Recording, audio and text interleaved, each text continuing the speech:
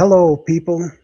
Randy C. Watts here with my incredible co hosts, Jessica Frankel and Gene Judson. We're here for another episode of the Salt Lake Expositor, where we present the news and hopefully find ways to eliminate the problems. Jessica, how has your week been? How was your graduation? It was a lot of fun. We maybe partied too hard, but that's okay. You have to take it as it comes, as the Germans like to say. You have to party when the party comes and then no regrets afterwards. Right? So yeah, my third kid got done with high school. And they told them that, when they walk on the stage, kind of the issue they had at BYU, when kids open their gown and then they have a message in it and they don't like it, right? I mean, we still live in conservative Texas too, even though our city is liberal and Democrats. But so they told the kids they cannot do anything above the waist. So meaning they shouldn't raise their hands or anything. And we kind of knew it for my son. And I was like, okay, that's a dumb rule, but whatever. So then a couple of kids, I think they were just excited, started to doing like, peace sign. They got pulled out. We were like, Really? what the heck? What is that? And then friends of ours who are sitting with us, and their son is going to UT in Austin, and it's Hook'em or Horns. That's their sign. So it's a university sign. It's not any, not this or anything. So he was announced. He walked out and he did this. And then he texted his dad. He's like, I'm in student jail. I'm not allowed to go back to the students. And we were like, what? That's ridiculous. So then my son comes. So this is like 830 kids graduate all at once, right? So it's a long process. My son comes out, gets the noun, and he just, I think, some basketball player, don't ask me who, but he made like a sign, like a basketball player or something that he's famous for. But nothing, again, nothing like respectless or anything. Same thing. I get a text, I'm in student jail. I can't come back to throw the head, right? But I was just like, you know what? Proud mama moment. I'm like, you do you, buddy. Always push against stupid rules. Yeah, buddy. And so we were saying those 20 kids behind the curtain, they will go places. Right? And it was just interesting. Sometimes they're dumb rules, and we need more people in this country like fighting dumb rules and questioning them and still, going for it. It was just silly, but it just reminded me sometimes how stuck you can be with your rules. You don't question them, you just do it. And that's not always the right thing to do. And I just thought it was the coolest thing. He didn't get his certificate, so they have to come on Tuesday to the principal and kind of, get their the diploma. The principal already said, you know what, we don't care. It was the district who cared. So he wasn't in real trouble, but one kid or a couple of kids who were back the curtains were really sad because for them it was really important to be part of that, when you throw the hat, and they did take that away from the kids. My son could care less, so I knew he wasn't bummed, but I felt bad for those kids. I was like, that's almost like the punishment doesn't reflect the crime, so to speak. And I felt like that's oftentimes in Mormonism too, right? Where you get like weird, crazy punishments for not fitting whatever you did. And I was like, that's heartbreaking. So anyhow, That's a little strict, isn't it? Yeah. I mean, and it's funny, they have to go to the principal's office. What is the principal going to do? Nothing. You already told them. yeah. So it's sad. How about you, Gene? as for me, the week was going well, and then today I cracked my lower dentures on a cherry pit by accident. Wow. Ouch. I didn't do it on purpose. And so I'm wearing a mouth guard, so I won't be talking a lot. But we thought that we would talk today about the Box Elder County issue of a data center. And we call on this show Dogma Over Data Center in homage to Dan McClellan. Dan McClellan, where he has data over dogma. And this is a data center. And so as a little thing, I don't know if people know about it, but let's go ahead and run this.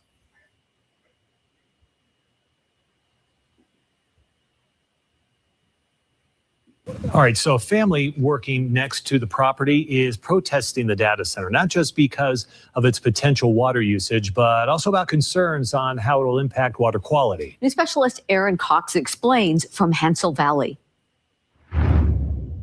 There's a lot of family history at the Great Salt Lake. We used to camp here, and the water was right up to the shore. At 13, Rhonda Anderson Lauritsen was swimming at the north end of the lake. And now you have to walk 4.5 miles to reach the water. Since 1969, the Andersons Company, Mineral Resources International, have extracted minerals from the Great Salt Lake. As the minerals concentrate, we pump it from pond to pond. Using these 5-acre ponds, the Andersons create products for hundreds of businesses worldwide. But now these ponds are empty. The Andersons can only use the south side of the lake. We want to use this facility. This is our preferred location because it's pristine. It's the perfect spot for us. But no, we can't use it today. And you can see why. Where I'm standing, this used to be filled with water, and they say it hasn't been this way for at least 10 years. We were here in the 80s and 90s, and this was a beach. As the water receded, the Andersons built a canal to reach it. They even signed an agreement to reduce their water rights use each year, depending on how full the lake is. We are currently at a 50% use of the Great Salt Lake water rights. So we will only be able to use 30% of our total water rights starting in 2027. That's before we talk about the new Stratus data center going right next to their property, Hansel Valley, where the Stratus data center will use irrigation water from the property rights they acquire. And even though developers say they're not taking water directly from the Great Salt Lake, Rhonda worries about these salt wells, which feed into the lake. So we're concerned not only with how much, but what are they going to do to it? People directly consume this product. So if they put in forever chemicals, for example, they might say they've cleaned it, but they're chemicals that don't come out. That's why the Andersons have filed water quality and quantity protests against the data center. We are not opposed to data centers per se. It just needs to happen in the right place. Hoping to restore not only the Great Salt Lake, but their family legacy. This is my home, and I'm going to fight for my home. That gives me hope. Aaron Cox, KSL 5 News. Wow. First of all, I didn't realize that the Great Salt Lake was halfway empty. We have to rename it the OK Salt Lake. Right. The half full Salt Lake. Yeah. The so-so. But Jessica, how much water would a data center use on an annual basis? I mean, what I heard is even billions of gallons of water. Like 137 billion gallons. In a desert. I never understood why AI places, because in Tempe, Arizona, I know they were discussing this. The water usage is crazy for AI centers. Yep. What do they use water for? I'm just curious. Is it to cool stuff? That's what I understand. Yes. You need a lot of water to cool it. Wow. Yeah. Billions and billions and billions of gallons. And of all the times for Utah to accept, and it was 3 council members who are members of the church that pushed for it. Of all the times, this is a bad time because the governor has declared a statewide drought. Yep. And now they want to figure out how to utilize 137 billion gallons of water. And an interesting side note, John Larson, if anyone still knows him, he did a couple years ago, worked with John DeLynn at own podcast. He already talked about this like years ago, just the environmental problem of the Salt Lake water going down. That was obviously way before anyone was talking about the data center. But he also was fascinating, and people can go on YouTube and find it. He was really well explaining how the environment in Utah and the animal kingdom, so to speak, depends on this water cycle, depends on the salt in the water. Like, it's not sweet salt, sweet water. It was quite fascinating. And he made a predicament, or he read it somewhere, obviously, what could happen and how many animals will die if that water is not there anymore. And I mean, I heard even now, I mean, a lot of things already struggling, like Randy mentioned, right? There is a drought. And so it's kind of interesting that Utah state governors are asking people to, like, don't water your lawn so much. And yet you want to build something that needs, like, not even in comparison, right? Like way more water. Right. Go ahead and Jessica, speak to the issue of that maybe doomsday believers might not really care about taking care of the land. Yeah. I mean, in a way, right? Like a lot of religions, but all Christians for sure believe in an apocalypse, however that looks like, right? But they believe at some point Jesus comes, saves this planet, makes it all right. So there is not this urgent need to take care of your environment if you believe that. And I know that there are some liberal Mormons who struggle with that, who are like, no, we do need to take care of our planet because we actually don't know. And like, the joke for a lot of atheists is, well, he hasn't come back in 2,000 years. How do you know he's coming back anytime soon, right? So there's still responsibility we have, yet a lot of religion people think there will come some sort of a savior and will make it all right. And that's a problem for the rest of us if you have people like that. I know that prophets in the Mormon church predicted that, in the future, the earth will receive its paradisical glory, which will be almost like a looking glass ball. Like it'll be clear, it'll be perfect, it'll be pure. And so if that's going to happen, ultimately, why take care of the land now? Right? Exactly. Right. And what does the church like more than anything? Money. So we go for that's the money. only green that they care about. At least for United States money. Yeah, that's for sure. Should we play this other thing with Governor Cox talking? Yeah. Or do you have something you want to say, Randy, about it, or?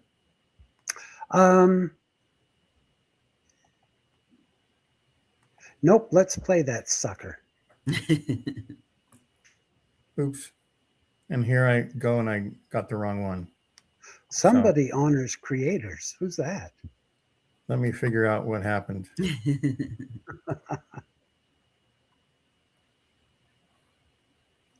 So no, I don't have it. So let's figure out what I did wrong.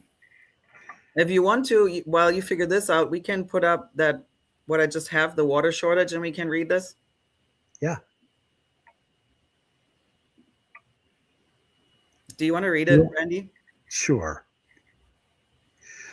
We are being told to take shorter showers, reduce watering of trees and plants, remove park row plantings, and replace with drought-friendly landscaping, and you tell us there is not a water shortage. When is the state going to start working on new water sources? This drought has been going on for over 13 years and doesn't look like anything will be changing anytime soon. There was a plan announced at a town hall about the use of water from the ocean, desalinated and piped to Utah. If we can create a pipeline for oil and gas, why then is it so difficult to create a water pipeline? Why can't we let these data center investors and nuclear energy investors build water infrastructure, creating new sources, instead of giving them huge tax breaks?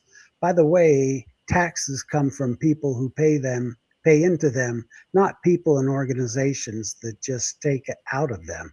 It seems leadership has difficulty with basic math skills. Good point. But think about it. You are told as a citizen of Utah to take shorter showers, right? And then there's a data center who goggles it up like no one's business. Right? Exactly. I would be pissed. Okay, ready for this one? Yeah. As far as the data center, again, what I will say is this data center is going to use less water than the current water use. So this will actually return water to the lake. And so that, again, there are issues that people should be concerned about for sure. Water is not one of them in that particular case. What do you guys think about that? I think he's full of crap. Oh my gosh, water! There will be more water if we put the data center in. Then It'll they be should using build less. dozens, right? If they bring water, why is Utah not building dozens of them? No kidding. Build them everywhere. Exactly. Like, yeah, sure, there are things to worry about, but water is not one of them. Who Yeah, are you fooling? pure political speak. Yeah, he sounds a lot like another guy who's pretty orange in his face. Right? Yeah. The orangutan. Yes. So there are some, like even Salt Lake Tribune comment section, honestly, is one of my favorites. They're so creative and good. So if we just want to like start with the first one, DC one. Oh, am I in the wrong spot? Yeah, one left. Yes, this one. We can just read through them. And some are really actually informative and some are just humorous. But they all bring it to the point. You want to read them, Jessica? Yeah. The data center will use less water than the not data center is using. This is some amazing science. Whatever technology is responsible for that should be implemented immediately. The lake will be full by next Tuesday. Right? Next So, one. oh, is that not right? No, right. Sorry. No, you're right. Oh. Just read the next one. Sorry. So that's what the data center does? It makes water out of thin air? The math doesn't math good, buddy. Yes. That's pretty hilarious. Right? But they're so to the point where it's like, exactly, like, what is he talking about? Yeah, no kidding. You can do the next one. They're quite short. We can just go through them as we please. Mr. Gene? Okay. Let me see. Where am I? Heather says, oh, the data center's like Jesus. It turns nothing into water instead of water to wine. Similar skill. Mormon Jesus. The math Salt water it is. them. Yeah. Where is the data center getting the water? Good question. It's going to make water. Let's put 50 to 100 of these in Lake Powell then. Right? That would be the logic if he's selling that. Everywhere where they're having water shortages. Yeah, exactly. It's that the solution for all the states with not enough water. Get data centers. Janice says, I suspect some plain brown envelopes were exchanged. Sounds like they've got divine intervention on payroll. Apparently, God himself is now the facilities manager and will personally oversee a miracle pipeline of water for our state. And Terry wraps up, so genius, tell us how that works exactly. Is that kind of like no new wars? Same old, right? Always. Touché. Nothing to see here. Nothing to see here. I can read that one. Just a couple of suitcases full of cash, and I'll say about anything. Nielsen says, new physics, I guess. The math isn't mathing. Wait, is this like when Jesus made wine out of ... That's a miracle that only happens one every 2,000 years. Wait. What year is it again? Oh my gosh, that's nuts. It is. Lastly, who would have thought our solution to no water is to build a data center water factory? Hey man, don't worry, the masks will protect you. Data centers now making water, it's a miracle. And lastly, wow, it's a data center and a snowmaker. I wonder if they'll make manna as well. Yes. Oh, well, we don't have to do that anymore, guys. I've told you before. You can get manna easily just at your grocery store. It's in the boxes of Captain Crunch. Because that's what manna was Captain Crunch cereal. I see now why they liked it. Yeah, right? Who doesn't? It's amazing. Tasty. And crunchy. What can you do? Want more, right? Right. So if we want to bring the Mormon aspect into it, I think we all were fascinated by Alyssa Greenfeld again. She did a wonderful An job. apocalyptic religion. The rationale here being why take. I'm sorry, Jessica. For some reason, it just started when I added it. We'll do that again. Ultimately an apocalyptic religion. The rationale here being, why take care of the earth when Jesus is about to be here in 2 shakes of a lamb's tail? Mormons still make up a huge portion of Utah's government, especially in top positions. The governor, both senators, and all the Congress people are all Mormon. I mean, to me, Utah definitely feels like a theocracy. And while I'm not saying that the Mormon Church ordered this data center to be built, I am saying that Utah's governing culture was built by Mormonism, and it still operates inside a heavily Mormon political world. And I think this apocalyptic worldview, I mean, if you look at the actual name of the church, it's not the Mormon Church, it's the Church of Jesus Christ of Latter Days, the end days. And so they do believe Jesus is coming back. At that time, the earth will be renewed, and God is going to fix any of the damage we do when Jesus Christ returns again. And so when this data center got approved, even though so many people were against it, I was not surprised. Okay. There's Jessica, how big is the data center? Well, what I heard is like twice the size of Manhattan, if I remember that correct. Yep, that's what I read. Twice the size of Manhattan. That's and something. It's create water. Cost. What's that? Less than half of the cost of Manhattan. Right. Yeah, it'll actually create money. Yeah, apparently, and water. I mean, so much awesome things. How can you be against it? I don't understand. Wow. San Francisco, California. San Francisco, California is 49 square miles. The city and county of San Francisco. And Jay Castro said it's going to be 64 square miles. That's, shoot, I think that's as big as Walt Disney World. Yeah, here you go. An apocalyptic religion. The rationale here being apocalyptic religion. The rationale here being, why take care of the earth? Are they both the same? Of the earth when Jesus is about to be here in 2 shakes of a. Remember when I had to do 2 parts for our clip, but apparently I got it from my side, so it was just one. Oh, okay. Well, yeah, she goes on to explain how big this is. Yeah, that's what I'm looking for.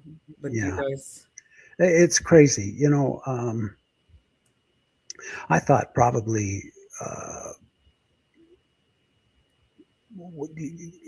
I guess I've seen some of these data centers in Tempe in the Phoenix area, and I thought they were huge. You always know they're data centers because they have no windows. There's no access through any windows. It's incredibly secure. So they all look like big prisons to me. Yeah. But bigger than Manhattan, bigger than San Diego, or was it San Francisco, Gene? Gene's muted, but yeah. Yes, bigger than San Francisco. That's just crazy. And I can't understand. Kevin O'Leary from Shark Tank, as most of you probably know him, Mr. Wonderful, he is the one heading all of this up. He's the main investor in this. And it baffles me why they would invest such money. How much was it, Gene? I don't know the amount. No? I thought you were telling me. Anyway, let me tell you, it's more than your house. It's billions and billions and billions and billions of dollars. And they're going to do all this without having the adequate water to run it. I don't get what sense that makes. You know, the whole concept of Jesus Christ coming soon, which we know he'll come probably within the next couple of years because the church has told us that. So, but you know, they don't care about saving the earth if Christ is coming. Well, guess what? I don't care about paying my credit cards. Yep. So if he's really coming that quickly, I'm done making payments. Or some dark humor here. So putting Jews in gas chambers by the Germans wasn't good enough for Jesus to come back. It's that now. Oh, good point. It's just saying, Did they add the second part of Alyssa? Yeah, that's actually, I think I got it flopped. So that is the first part, and we saw the second part. Oh, we saw the second part already. Just approved a massive data center that will be twice the size of Manhattan. This data center has drawn a ton of protests for many reasons, one of which is because Utah is a desert, and the data center will need about 17 billion gallons of water every year. According to this report, this center could raise local temperatures by 5 degrees Fahrenheit during the day and up to 28 degrees at night. One of the largest proponents of this data center is Kevin O'Leary, who literally accused protesters of being paid and bussed in from out of state, which is super ironic considering that Kevin O'Leary is the one who's going to get paid as a result of this data center, and he is from out of state. Well, actually, he's from out of the country. For me, though, as an ex-Mormon who once lived in Utah, it does not surprise me that this data center got passed in Utah, which also happens to be the home of the Mormons. The state of Utah has a track record at this point for not protecting its public lands. For example, in 2017, a massive outdoor trade show left Utah because of its stance on public lands. Utah's Great Salt Lake is already considered a public health crisis because the government allowed for too much water to be diverted from the lake already, and the exposed lake bed could release dangerous heavy metals into the air. If you've ever visited Utah, you might have seen the massive amount of smog that is just hanging over Salt Lake City. Utah has a long record of fighting national monument protections because of coal, mining, and extraction interests. There are, of course, more examples I could list here, and the reason I think this connects back to the Mormon Church is that Mormonism is... How about you play still that second one so it now connects again? Sure. Jesus is about to be here in 2 shakes of a lamb's tail. Mormons still make up a huge portion of Utah's government, especially in top positions. The governor, both senators, and all the Congress people are all Mormon. I mean, to me, Utah definitely feels like a theocracy. And while I'm not saying that the Mormon Church ordered this data center to be built, I am saying that Utah's governing culture was built by Mormonism, and it still operates inside a heavily Mormon political world. And I think this apocalyptic worldview, I mean, if you look at the actual name of the church, it's not the Mormon Church, it's the Church of Jesus Christ of Latter Days, the end days. And so they do believe Jesus is coming back. At that time, the earth will be renewed, and God is going to fix any of the damage we do when Jesus Christ returns again. And so when this data center got approved, even though so many people were against it, I was not surprised. So now we got it. So we don't really have to worry about any intervention by God because they're making water at this data center and they're filling the lake back up. Exactly. And the Mormon Church is already collecting money for the second coming, right? I mean, that was literally their statement for the SEC scandal, right? They were saying we need it for the second coming. Apparently, Jesus cannot do miracles anymore, or at least Mormon Jesus has some limitations because now he needs money to fix the environment, and he cannot do the whole, like, I feast people with 5 fish and 5 bread of loaves anymore. Apparently now it's like, I mean, I might be able to fix your lake, but I need billions of dollars. Right? Yeah. It's very expensive to travel from Kolob to the earth. And then wherever he lands, he's got to travel on into Salt Lake. So that could cost billions of dollars. Yeah. Gene, you're muted. Gene. In case somebody's wondering, my link can be viewed this way or this way, and I don't know how to change it. But I see. Since StreamYard now automatically does both. Okay. I might Is have that what you're copied talking about? the wrong one, but we'll see. Well, good. And then even if you think about it, Mormons believed that Jesus, when he died, he could just beam him up to America, right? He came here and visited the people. So to your point, it's always like this, like on the one hand, he can do anything and everything, but in Mormonism, they like to shrink Jesus' power, right? Oh, and Jessica, you're going to have to lose those from the bottom. Oh, yeah, I will. I'm drinking my coffee, which, as you may notice, matches our background of this studio.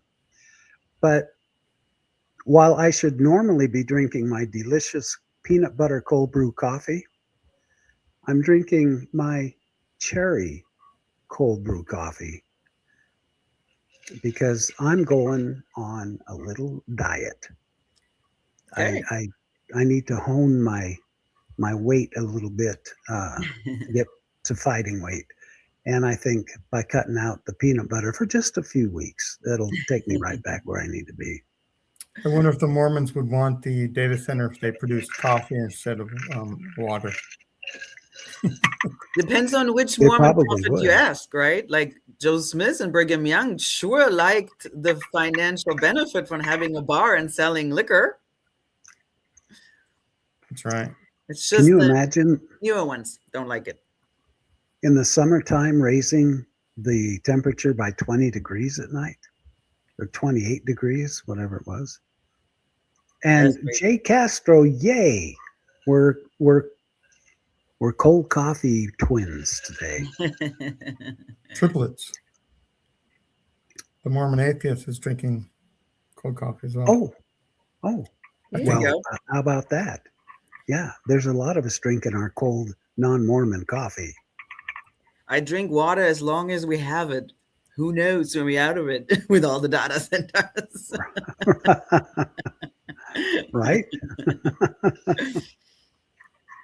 But it's just this interesting concept in general with Mormonism in Utah and the data center. It's also this prosperity gospel, I think, that kind of goes always into those things, right? Like Mormonism likes making money because then it shows people or members, I'm righteous, I'm good, right? So that's where Utah, like you find people who will supportive, and then other people will be like, no, but this will ruin so much and we're already struggling. I mean, it's really like, if data centers were so good for the environment, it's not the first data center on this planet, then we should hear from other people who are, applauding their data centers, and you don't. You hear criticism from everywhere they're built, where people in close proximity struggle, where it's not good for their health and their environment and our water. So Right. And it's a shame that the Great Salt Lake has basically just atrophied, withered away, because what a great recreational lake that would be. yeah, Wouldn't that be nice? yeah. Randy, do you want to cue up your sheriff story? Sure. Yeah. Yeah, we'll switch gears just a little bit. Suffice it to say that it's a great deal of ridiculousness, in my humble opinion, that in a state that's having a drought Yeah. and has been announced a state in drought, a national emergency by the governor, and we're going to put a data center in there. Yes. Hilarious. I was a little off on the $137 billion. I mean, gallons. Yeah. So it's 17 billion gallons. That's close, right? Yeah. It's billions. That's shocking enough for me. But also to add, when I had comments where people were saying, oh, yeah, and the first thing you need to do is blame the church. I mean, to Alyssa's point, we're not saying the church is doing this or for per se blaming the church. But if you have, to a point of theocracy, I mean, that's my favorite thing. You can Google it now. Google how many legislators in Utah are Mormon. It's 90% and more. So, I mean, come on, people. It is the church who rules Utah. And even if not, then where's their statement saying we are against it? We don't think this is a good idea. Also, always crickets. No statements for the church, right? But we do know they can make they can make statements when it comes to the secret wives of Mormon wives. They do make a statement, right? So they can. We know they can, but they choose not to when it becomes maybe a little more dicey, so to speak. You know, I'm going to make a. Oh, what's that? What did we just have appear here? So they just automatically appear nowadays instead of just add to the stage. I don't know why it doesn't add to the stage anymore for StreamYard. Before we get into the essay thing, let me just play something really quick. It's interesting. It's less than 2 minutes, but it makes me think about something that might be a big speed bump in the LDS Church. Let me go with this real quick here. Mm-hmm. Oh yeah. Sorry. That comes and goes and can kind of fade as you get older. Let's go here. Memory is something that comes and goes and can kind of fade as you get older. Somebody made me aware a couple weeks ago, President Oaks had attended a session in the Jordan River Temple. And part of the going to the temple involves memorizing special words. And these words are the words that you will need to get into heaven. LDS members practice these every time you go to the temple when you go through a certain part of the ceremony. Apparently this time, President Oaks, who I'm sure has said these words millions of times, wasn't able to remember them and had to be helped. I think it's interesting that he cannot remember the words to get into heaven, yet he can remember to sue John DeLynn. Things that make you go,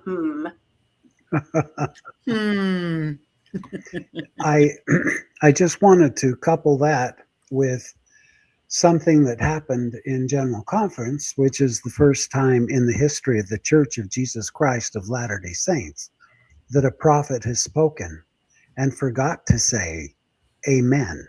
Yes. That kind of, to me, that kind of hits home for this last story that Rebecca was, making a point about. What's happening to his memory? Because you don't just get up and speak in General Conference and sit down. And there's another aspect that was actually an article I posted from the Salt Lake Review this week. What goes perfectly with this is he sleeps through meetings. So that's the title of the article. He sleeps through meetings, repeats himself, forgets things. Why an apostle wanted to change how LDS presidents are picked. The three most recent presidents of the Church of Jesus Christ died at ages 101, 90, and 97. In fact, not counting founder Joe Smith, the church presidents lived to an average age of 87, and the current leader, Dallin H. Oaks, is 93.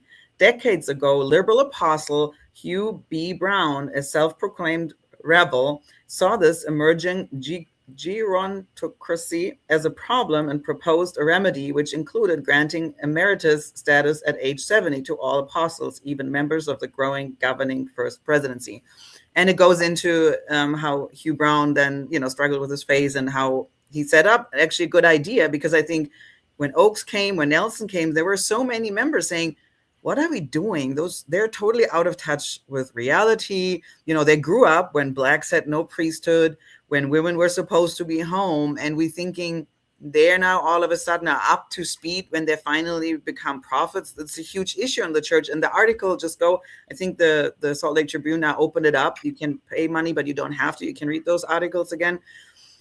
Is very fascinating, the problem that the church created by itself. And now they're kind of stuck in this stupid, having only really, really old people as prophets to that point. I can empathize to a degree. I went to the doctor a couple of weeks ago, and I've been diagnosed with CRS. Can't remember shit. Me too. So if me at 66, almost 67, damn, can't remember hardly anything, and I can't imagine being 90 years old trying to run a church. Yeah. It's like I'd be up the creek because I can't really remember what the hell I had for dinner last night. So you can't run a church now at 65, 6. And those are normally our youngest apostles. They're not even, right? I think Bednar was the youngest, 60 something. As much as they want me in the Q15, I keep declining because of my memory. But I really do think it'll be interesting to see what happens when old boy kind of drops out of the memory. Yeah. And we do know what happens to those. We know it from Munson. They will hide those prophets then, right? They will not come to General Conference anymore. They will watch Kadun all day long, which is fine. They should.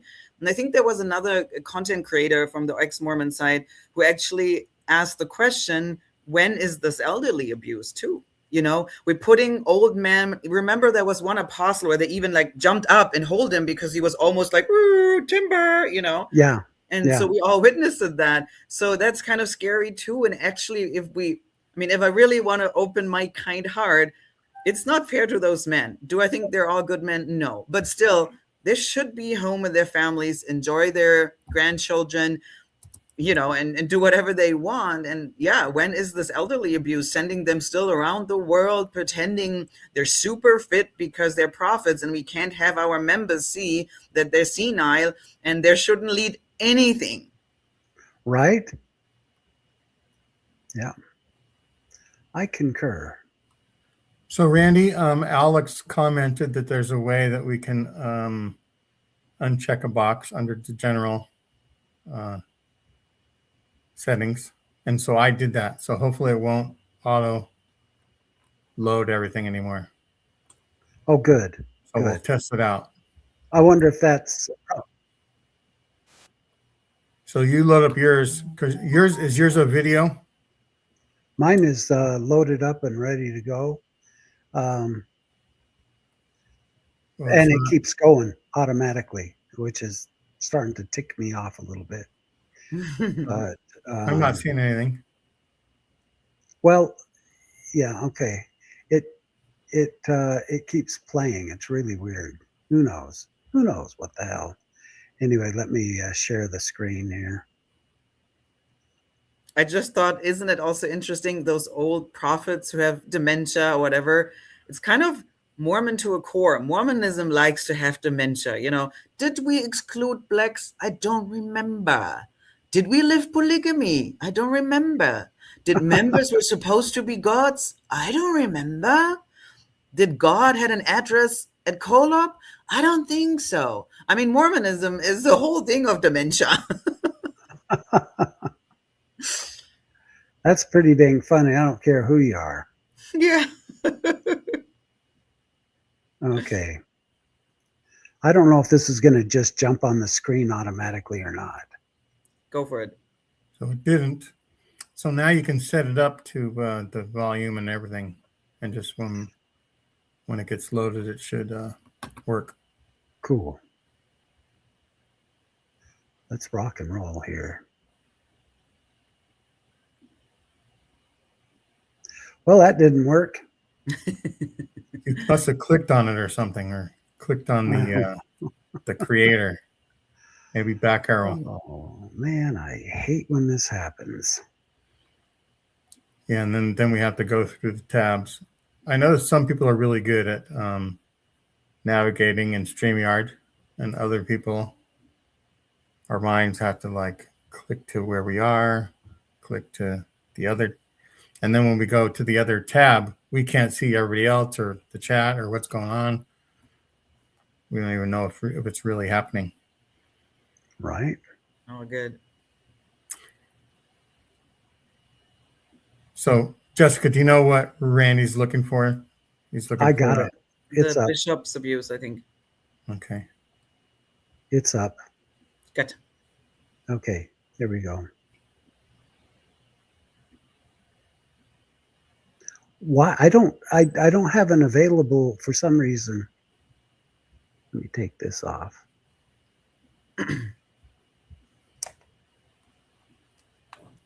There we go.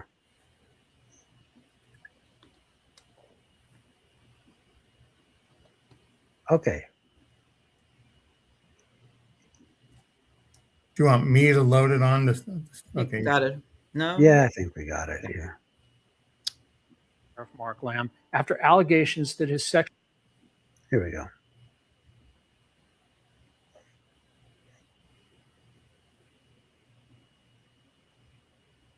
LDS leaders initially protected Pinal County Sheriff Mark Lamb after allegations that his sexual improprieties had upended the lives of at least 2 women. Jillian Stannard said when she made formal complaints to the church, a bishop told her that Lamb was his close friend and neighbor. Lamb was the newly elected sheriff, the bishop said. It was complicated. Then officials said they didn't want to take any action until Lamb and his wife came forward on their own. After months of silence, church leaders acknowledged in text they had a problem with the Lambs, who held positions of authority in the local ranks of the LDS Church. This is part 2 of our investigation into Mark Lamb. The former sheriff is now running for Congress with President Donald Trump's endorsement. Texts, emails, and internal paperwork show the Church of Jesus Christ of Latter-day Saints looked into Lamb's behavior. I'm Laura Gersoni, a politics reporter with the Arizona Republic. And I'm Robert Anglin, an investigative reporter with the Arizona Republic. We found the Arizona lawman invited intimate encounters and indulged in a years-long habit of sexting that he later denied or sought to conceal, sometimes with threats or intimidation. Mark Lamb did not respond to a detailed list of allegations sent to him and to his campaign. Stannard was one of the women who says he tried to silence her. She had just gotten married to one of Lamb's closest friends in 2017. She said just weeks after their wedding, she discovered evidence that her new husband had a years-long affair with Lamb's wife, Janelle, and Mark Lamb secretly encouraged it, she said. Lamb was part of a Facebook Messenger group chat with Stannard's husband and another woman, screenshots show. Stannard said that chat included photos and conversations about sexual liaisons. She was horrified. Stannard said her husband confessed and gave her access to his phone and computer. She saw naked photos of women, including Janelle Lamb, along with a trove of messages. She downloaded all of it. Janelle Lamb did not respond to interview requests. Stannard was determined to have a reckoning against the Lambs for what she saw as betrayals of her friendship and the core church principles of faith and family. She took her evidence to the people she trusted most, church leaders. Stannard said when Lamb found out she had reported him to the church, he got in her face and told her there would be collateral damage if she kept talking. Stannard took it as a threat. She said the sheriff was telling her to be quiet about his behavior and how it had devastated her marriage. Lamb told her in a text that it was wrong for her to blame him, and in the same message, asked for her forgiveness. Stannard said she thought the church would thank her for coming forward, for doing the right thing. But local Bishop Lee Orem and stake president Dan Oakes responded with equivocation, records show. So Stannard went over their heads. She sent screenshots and detailed emails to an LDS regional leader. He launched an inquiry, interviewing Stannard, her husband, and the Lambs, text messages show. He also talked to Tammy Peacock, a woman who said Lamb threatened her to keep her from posting about their relationship online. Church leaders appeared to take Stannard and Peacock's claims seriously, but Stannard said the church offered no closure. Church officials declined to comment on the communications or the investigation. In text to Stannard, they refused to say what, if any, action they took. They told her the outcome was confidential. Stannard took her complaints to social media. Like Peacock, she began posting her evidence online. In one post, she sarcastically thanked Lamb for all the nudes he had Janelle send to her husband. Her husband posted an apology online, saying he had been unfaithful and that he regretted how his actions had affected the people he cared about. Stannard said she had no more trust to give. At one point, she texted Lamb about sending nude pictures of his wife. How long it had been going on, she wanted to know. Lamb replied, "You can call me for any questions you have." In the first part of our investigation, we explored threats to Peacock and the extent of the relationships he tried to hide for years. You can read the full stories at azcentral.com.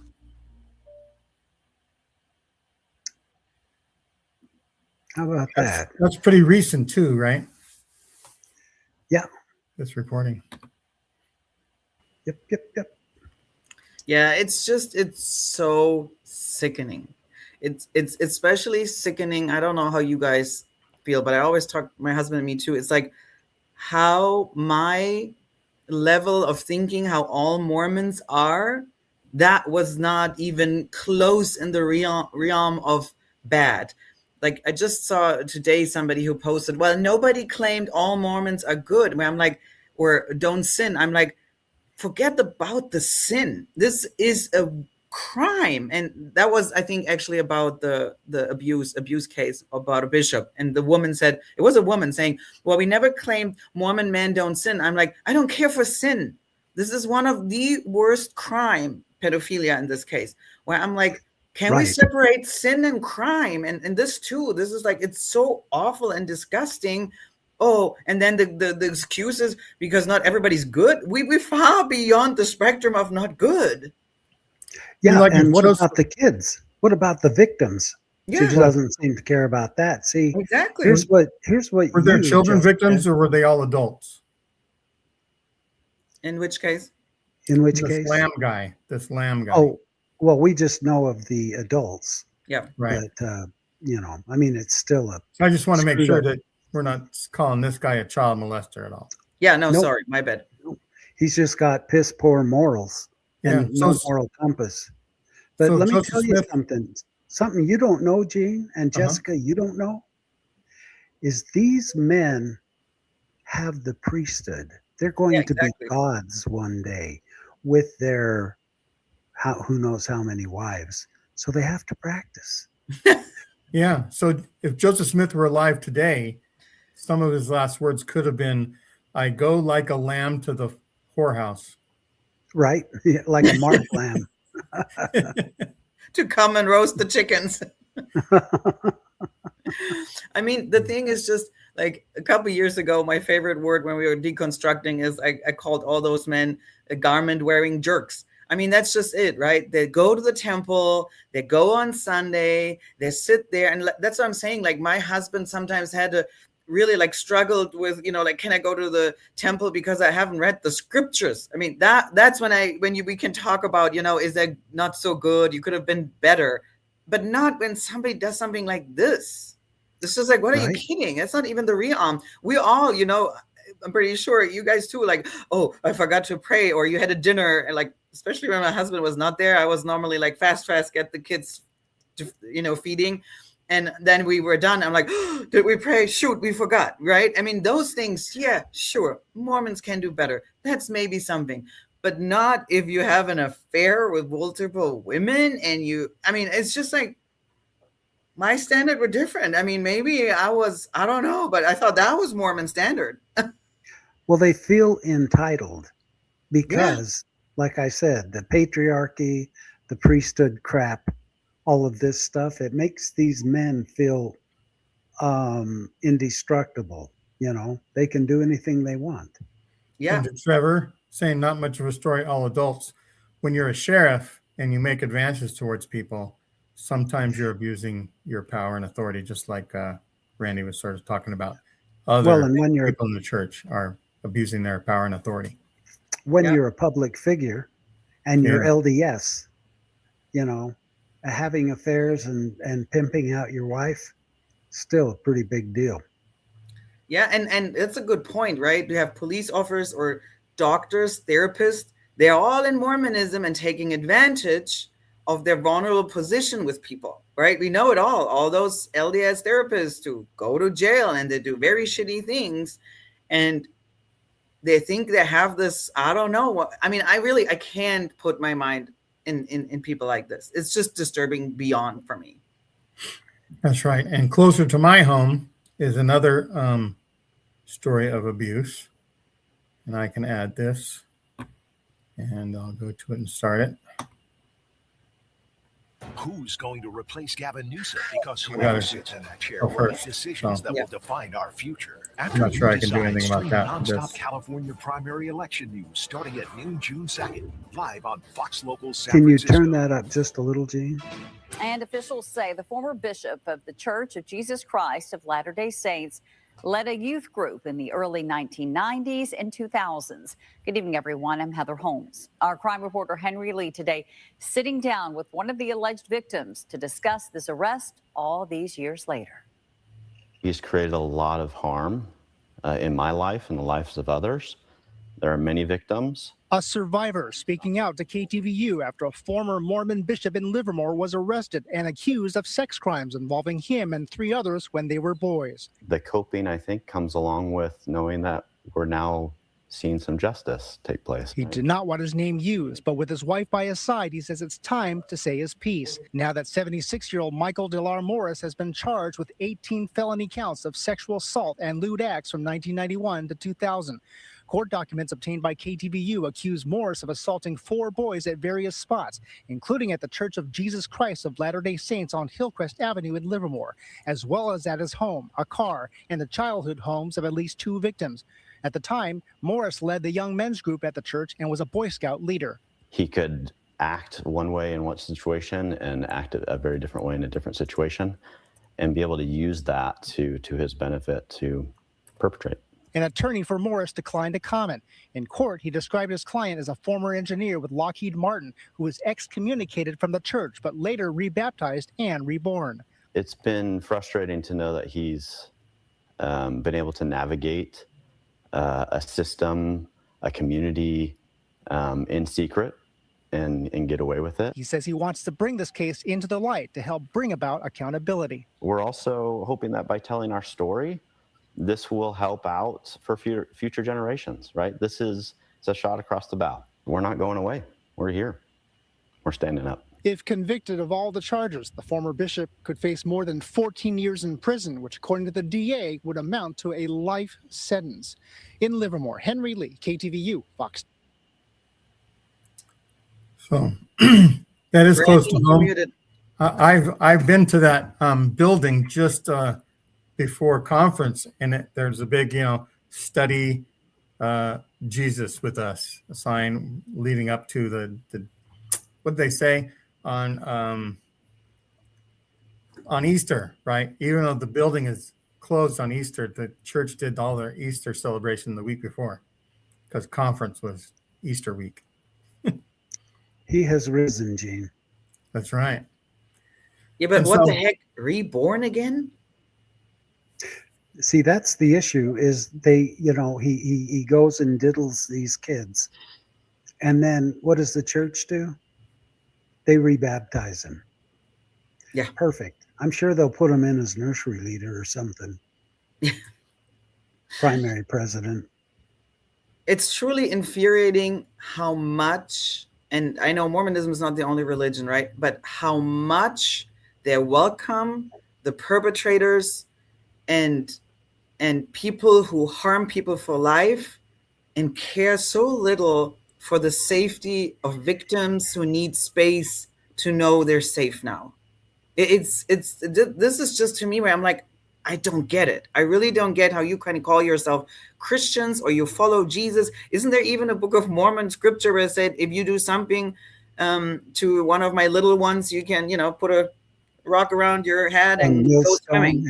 Yeah. So it's kind of like, and you think that's Jesus-like, that's Christ-like, to welcome them back. Those are the lost sheep. I highly doubt it. And you have another thing, Jessica, on the same story?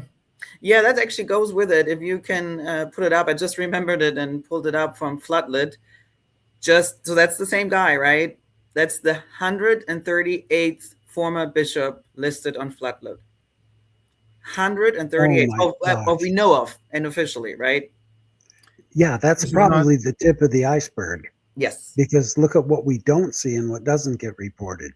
Exactly. 138 effing bishops. From Floodlit. Yes. And I was looking at Floodlit, and there's been 19 stories in May on Floodlit. Yeah, they really were on it. Or they had lots of things to post about. Yeah, unfortunately. Wow. So we can do a Floodlit commercial later on. But what I like about why they point out the 138 bishops is because, again, I love to hound this down. Mormons believe bishops are called by literal God. So you have God was okay to call at least 138 men, knowing, because he knows everything, right, that they're pedophiles. And he was okay. And Henry B. Eyring, just a few short years ago, said that God doesn't make mistakes in these callings. Yes, exactly, right? And then also the other thing, which is just like, where's your fucking gift of discernment? It does do shit. It's non-existence. It doesn't do anything if you can't even save children. then what is your gift of discernment doing? New handbooks? What? I don't care. New names for young women's? Wow, I don't need a gift of discernment for that. Like, what does it do? What is it good for if you can't save children? Man, that's a little nuts. I'm It gonna is. pull up an article here. I don't have to read it, but just the fact that it exists is very disturbing. Yes. You would think it's unacceptable. You would think anyone would do anything once you know that's a problem. Yeah. This is from 2023. Recordings show how Mormon Church kept child sex abuse claims secret. And this is PBS, by the way. This isn't any post-Mormon production. It's not a Mormon production. It's by a third party, PBS. And they're calling it like it is. That it's proved that the Mormon Church keeps sex abuse claims under wraps, secret. They don't want people to know. Is this an article or a video? It's an article. Yeah, okay. We don't have to read the whole thing, but I just wanted to show that this is not just post-Mormon people bitching. This is the world bitching about the LDS Church. Well, and the other interesting thing I always find, I remember how Mormons always like to bitch about the Catholic Church, right? And their priests and abusing kids. They have no problem calling that out. And then never hear the call from inside. It's absolutely like how stupid can you be? You're able to see it's bad. You're able to call it out in another religion. And yet when the call comes from inside the house, you're just like, what? No, it's some bad apple. No, I don't hear anything. I haven't heard anything. And I also don't want to deal with it. Wow, how mature. Is this an okay time to invite the listeners to chime in? Yeah, let me make one comment first, and then we'll do that. My good buddy, he's my cigar smoking partner. He comes over and we watch either sports or ghost videos. And I love him, but he's a Trump supporter. His parents are Trump supporters, so he is, which is no reason to be a Trump supporter. But I said to him, because he's also very Catholic, I said, so tell me, what do you think about the president getting in an argument with the Pope and criticizing the Pope? What do you think he said? He didn't defend the Pope. He said, yeah, I'm disappointed in our Pope for arguing with Trump. Wow. What? Yeah. And that's how this is. This is how the LDS people are. It's like, oh, I'm disappointed for you talking about the child abuse in the church. And yeah. Are you fucking kidding me? Yeah. Seriously? Well, and then the irony is they can criticize the Pope and yet any evangelical shit, sure. So what is it? We want, so religion is okay in the government right now or not? Or just a certain kind of religion or Christianity? Yeah.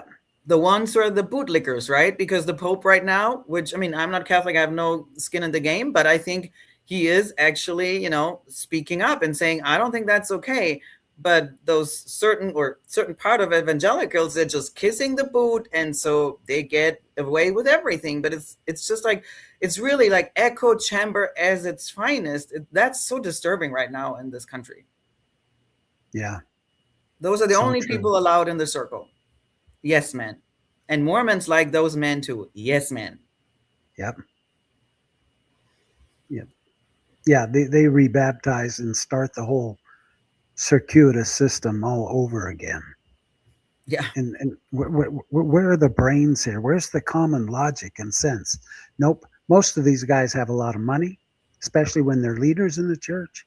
So let's get them back in so we can keep collecting that tithing money. Well, and the other problem is Mormonism can only live with men. They need to have enough men. You can have 100 women and one man, and you cannot even open up a ward or branch. So their value is too high. No other person in Mormonism has that higher value. No child, no woman, no LGBTQ, no value, because we can't do shit. You need men, even if they're shitty. Yep. Luckily, their dilemma, not mine anymore. Yeah, it never ceases to amaze me that the members of the church turn their heads, put their hands up. I don't want to know. Exactly. I don't care. I just know that I'm faithful, the church is true, and we have a prophet that talks to God. So whatever he does is perfect. Yeah, has to be. Yeah. Because otherwise my worldview is shaken and I don't know what to do with it now, right? Exactly. Yeah. And even that one woman, right, who kind of accused me of like, oh, your first thing is to blame the church. I'm like, that's so easy, where I'm like, no, it's way easier to always defend the church and say it's never the church. That's what you do. So I'm not that different, because you guys always say it's never the church. And even if I do, I don't. But let's say I would always say it's the church. What is really easier, to dig in and see and say, yeah, it often is the church, or just saying, no, never. It's always the people. It's the culture.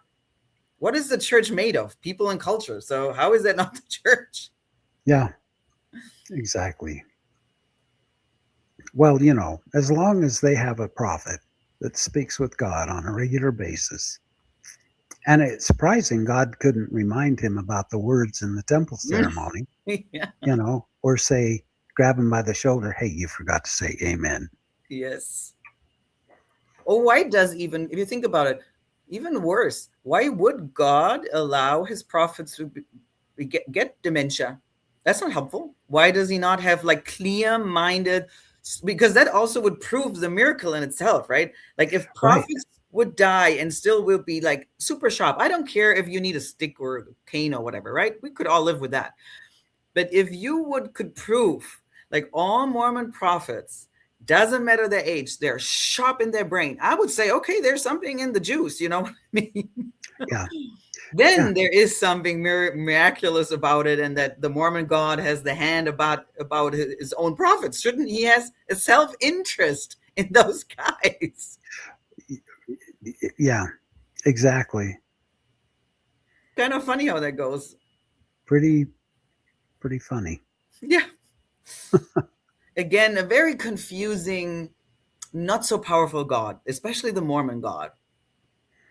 Well, and we have talked about this several times, that if these were really, if the priesthood really was the power to act for God here on the earth, which is what I've learned, and Jean and you, Jessica, we've learned that from the time we were baptized into the church. The priesthood is the power to act in God's name. So what are they doing with that power? They're not going to the hospitals and healing the kids with cancer. They're not raising the dead when it's someone that was, like the missionaries that have been killed. They don't visit that country and raise those missionaries from the dead. So what is it that what power of God do they exhibit? Exactly. Oh, that's another good thing. Why is not the first counselor and the first presidency blessing Oaks with a better memory?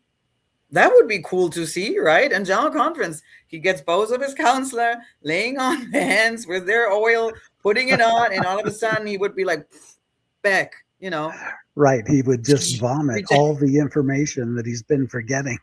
Exactly. And probably members of other churches, if they were to listen to us talk, would say, we don't think that our leaders are not subject to nature and dementia and stuff. Why do you Mormons think that should, be?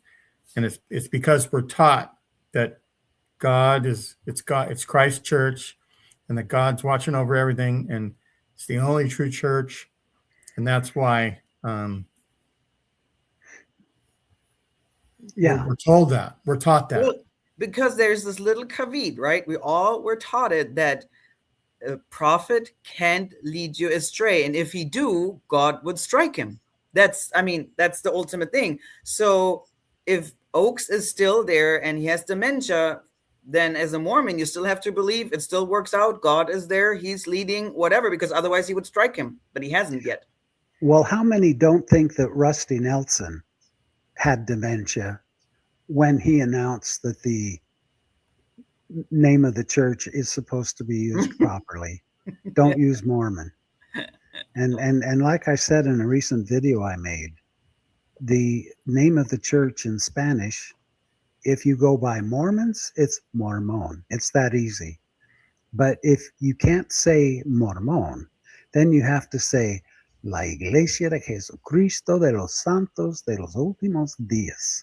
That is the name of the church in Spanish.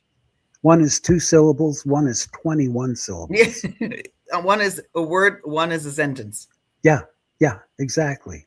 I'm so sick of having to write the Church of Jesus Christ of Latter-day Saints. I don't do it anymore. No, me It's neither. Mormon for me. What do you think, Chuck?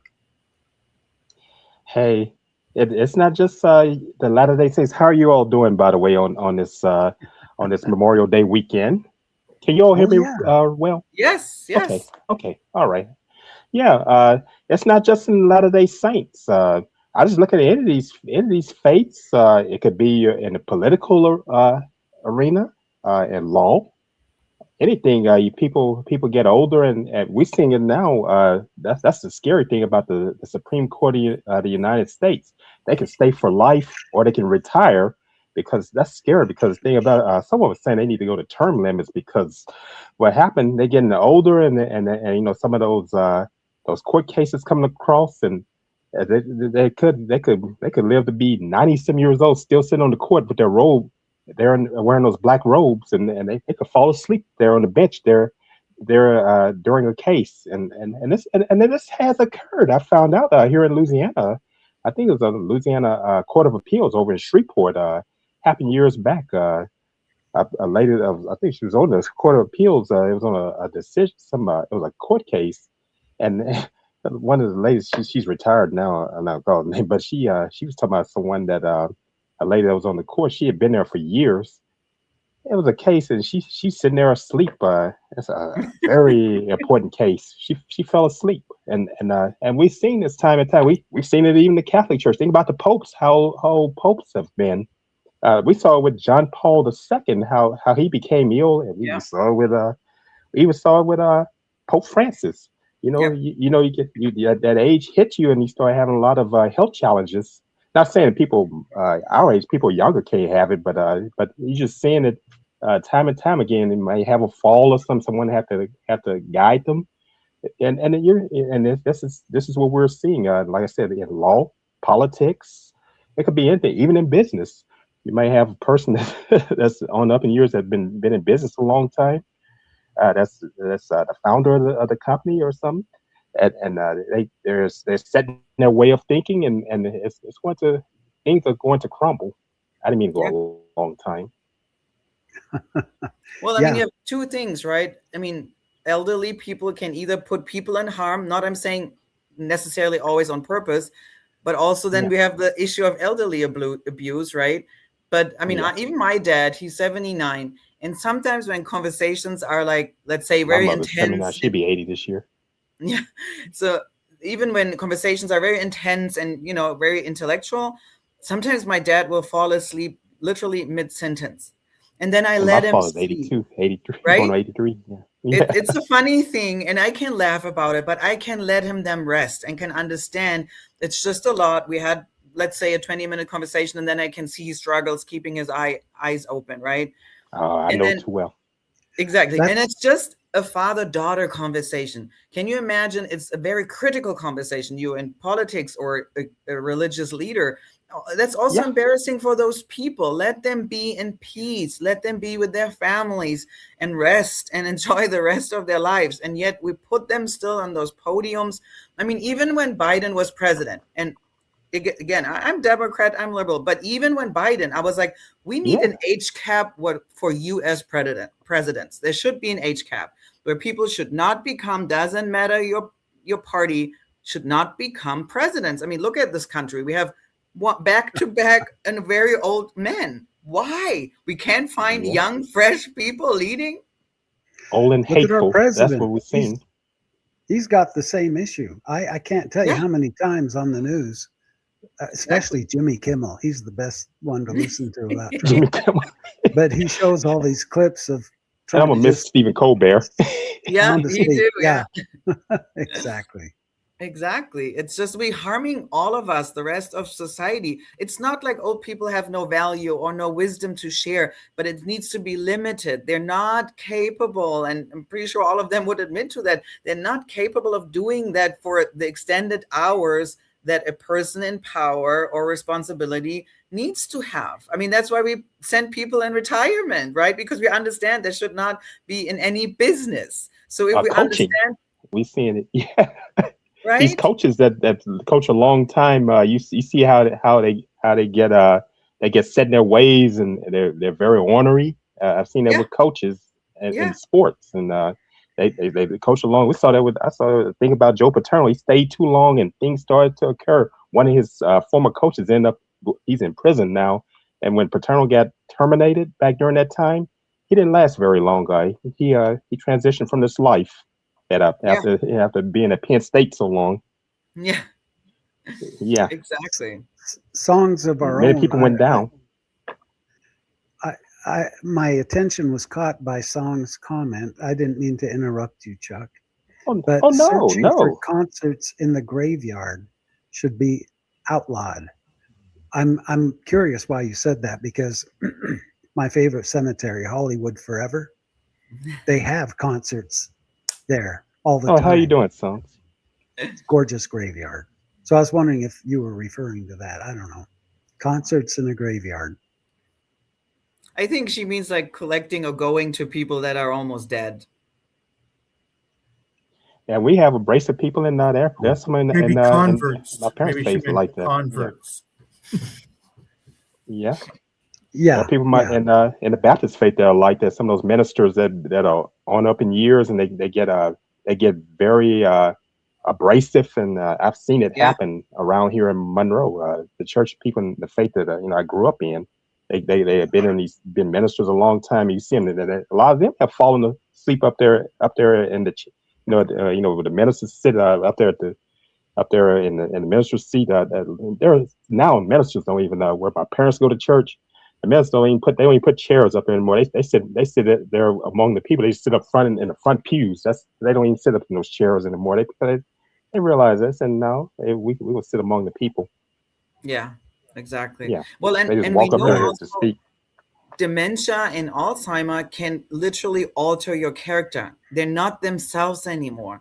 So why would we want to put them on a plate, right? Why would we want to still them? They're struggling already with themselves. Like, let them be in the shadows and give them a respectful end of life. And then we also know there's kind of like this thing, elderly meanness. Some people, all of a sudden, it comes out of them when they get elderly, and they're just having this meanness to them, and some not. Right. So, I mean, and maybe someday we will understand why this is or how we can help them. But right now we don't. So it's just not safe for the rest of society. But we know how to take care of those people in nursing homes, right? We want to respect those people, but this should not lead anything. Right. I agree. I agree. And they get real, and we're having a young person that could really do something. They get kind of they get offended when a young person comes along that could be in that position, and they just want to stay in it and just in it, and, they just can't give it up. And I've seen that happen. Yeah. Like I've seen it happen with coaches. Yeah. It happened right here in my area. Happened right here at Grambling State University with Eddie Robinson. He stayed so long. He coached over 50 years and couldn't give it up. He used to coach from 1941 to 1997, and I think they just gave him one more season in 1997. They said, "Well, coach, you get at 19. This season's coming up. This kind of said, make this your last season." They gave him a great going out. As I said, going out party. You want to put it that way, but because he's in all these halls of fame, he's well known. He put many players in the pros, and we loved him. But it was just time for him to go. Yep. Yeah. Do we have anyone else in the conversation that would like to join us here on the panel? I mean, not everyone at the same time. What's going on? Slow down, guys. Yeah, a lot of chatting. Some of the chatters come and join the show. Yeah. Yep. I don't know if you guys know the show Lincoln Lawyer. I think it's a Netflix show. I like in that show, right? The lawyer has this, I think it's an uncle, or I don't know, or maybe just somebody who's like valued to him. He's a retired lawyer because he's old, but yet he understands. Once in a while, he goes with him and talks and gets wisdom. So I think the most powerful thing is if we as young people still can use the wisdom, but don't put them anymore in places of full authority or power. I'm not saying, take them all out, but I think that's the beauty. And they have this in the Netherlands where they figured out, like for a lot of university students, it's hard to find places, and elderly people often have already a house that's paid for. And so they combined the kind of, they need help like getting around. So students are young from college and the students need a house. So they have to combine it, and it's a very successful project in the Netherlands where both generation kind of benefits from the younger helping out physically and the elderly while having a house that can have an affordable room for them. And they're both young and old saying they have good experiences with them. The elderly saying, oh, I'm a little more up to date now, because that's also hard for elderly to have, conversations, knowing what's going on. And the younger are saying, like, I learned so much from their wisdom and just living a full life. So I'm like, there's beauty in that, but it shouldn't be only young and it shouldn't be only old. I think that's just where we get wrong. Right. I concur. Yeah, my dad used to say all the time, why do they waste youth on the young? It would be so much nicer if we were born with a ton of information. So as we're young, we have all this information in our brains, and as we get older, it's okay if it starts to seep away. Yeah. But instead, we know nothing when we're born, and we have to gather all this information. And by the time we have what we need, we can't remember what the hell we're going to say. Well, and I think as young adults, right, we almost sometimes are overconfident, right? You think you can take on the world, you have figured it all out, and you haven't. So you need elderly people, like I'm now in the stage of my life where I feel like I still don't know much because I'm humbled enough now, right? Where I'm like, wow, I mean, this is a big world. And so you need to mix this, right? Where we kind of calm the youth down, but the youth still have that energy of us telling like, so, keep up, tell me, talk to me. I want to know. And that's, I think, where the beauty is created. That's why I still, enjoy talking to my dad, even if sometimes he falls asleep, but he has valuable information, just living a full life. And then it's also beauty in seeing my young adult kids, right, growing up and thinking they have figured it all out and kind of putting the brakes on. I'm like, no, you guys haven't. Like, slow down, listen, do this and that. And so that's just where I think we sometimes taking the generations too much apart, like have them mingle, have them be together. That's also diversity in age, diversity in wisdom. And that's always better for society. If the more diverse we are, the more we listen to each other's experiences. I mean, listening still to young people, like, life is different than us, how it was for us not growing up with social media. There was so many benefits, but we need to listen what they struggle with as well. And then them saying, can you still listen to me? Why this is harder, or why this world is also crazy. And we grew up in a crazy world. I think every generation struggles with that. So we need to. Speaking about diversity, thanks, Laura, for joining the show. Did you have any comments on the topics we talked about so far? Just the data center. And hi, everybody. Hi, Chuck. Hi, Randy. Hi, Jessica. Good evening, Laura. Hi, how are you doing? Hi, Laura. Good. How's everybody doing? Good. Enjoying my Memorial Day weekend. Going into Memorial Day tomorrow. I'll have to work anyway. For those who serve this country, let's remember what it's all about. It's not just about the party and cooking. It's about those who served, who gave their lives to this country. Yep. Yeah, and who are doing it now? Yeah, still doing it. Yes. That data center story, it's going to bring water. I couldn't believe that. Yeah. I was, my partner's here, I was talking to her, I don't understand that mindset. Well, the second coming's gonna happen, Oh, I so didn't serve in the he'll take military. care My, of my it. brother did. I didn't serve in the military. Yeah. But why wouldn't you want to show God you gave us, you're coming, we're so excited, let us celebrate the good things you've given to us by showing what good stewards we are of it? Yeah. Why wouldn't you want to show Jesus? You know, I'm not a Christian, but I believe Jesus was a real person and an awesome guy. You know, like, why wouldn't you want to show Jesus? You died for our sins. Look at what good care we've taken of the planet because you taught us how to be kind and respect. I don't understand that. No, You I know, don't because understand either. they're so focused on, well, it's all going to be destroyed anyway. Why not a celebration? Why But not? It also, should be a joyous occasion. what if you destroy it way before? I mean, everybody's saying we don't know when he's coming, if you believe in that, right? We're saying he comes like a thief in the night. So if we don't know when he's coming, how can you not be careful to destroy your home because you don't know the timeline? So you should be careful with your home and make sure it lasts as long as possible.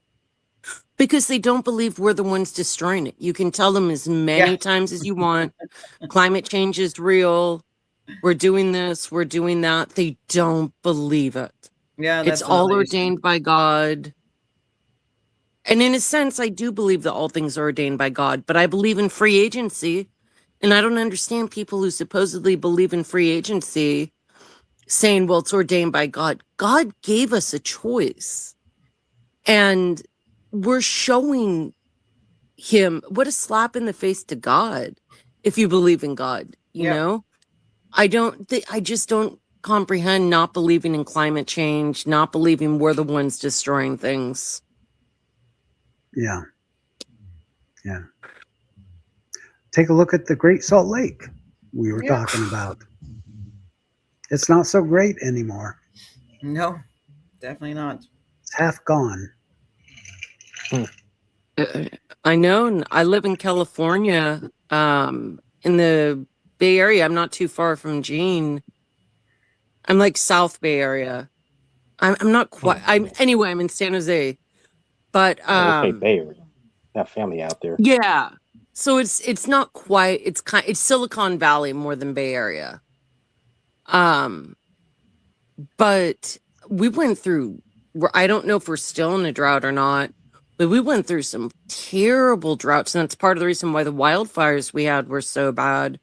And I remember one of the reservoirs, Anderson Reservoir, just being empty. I remember by my partner's old house, there was another reservoir that just dried up.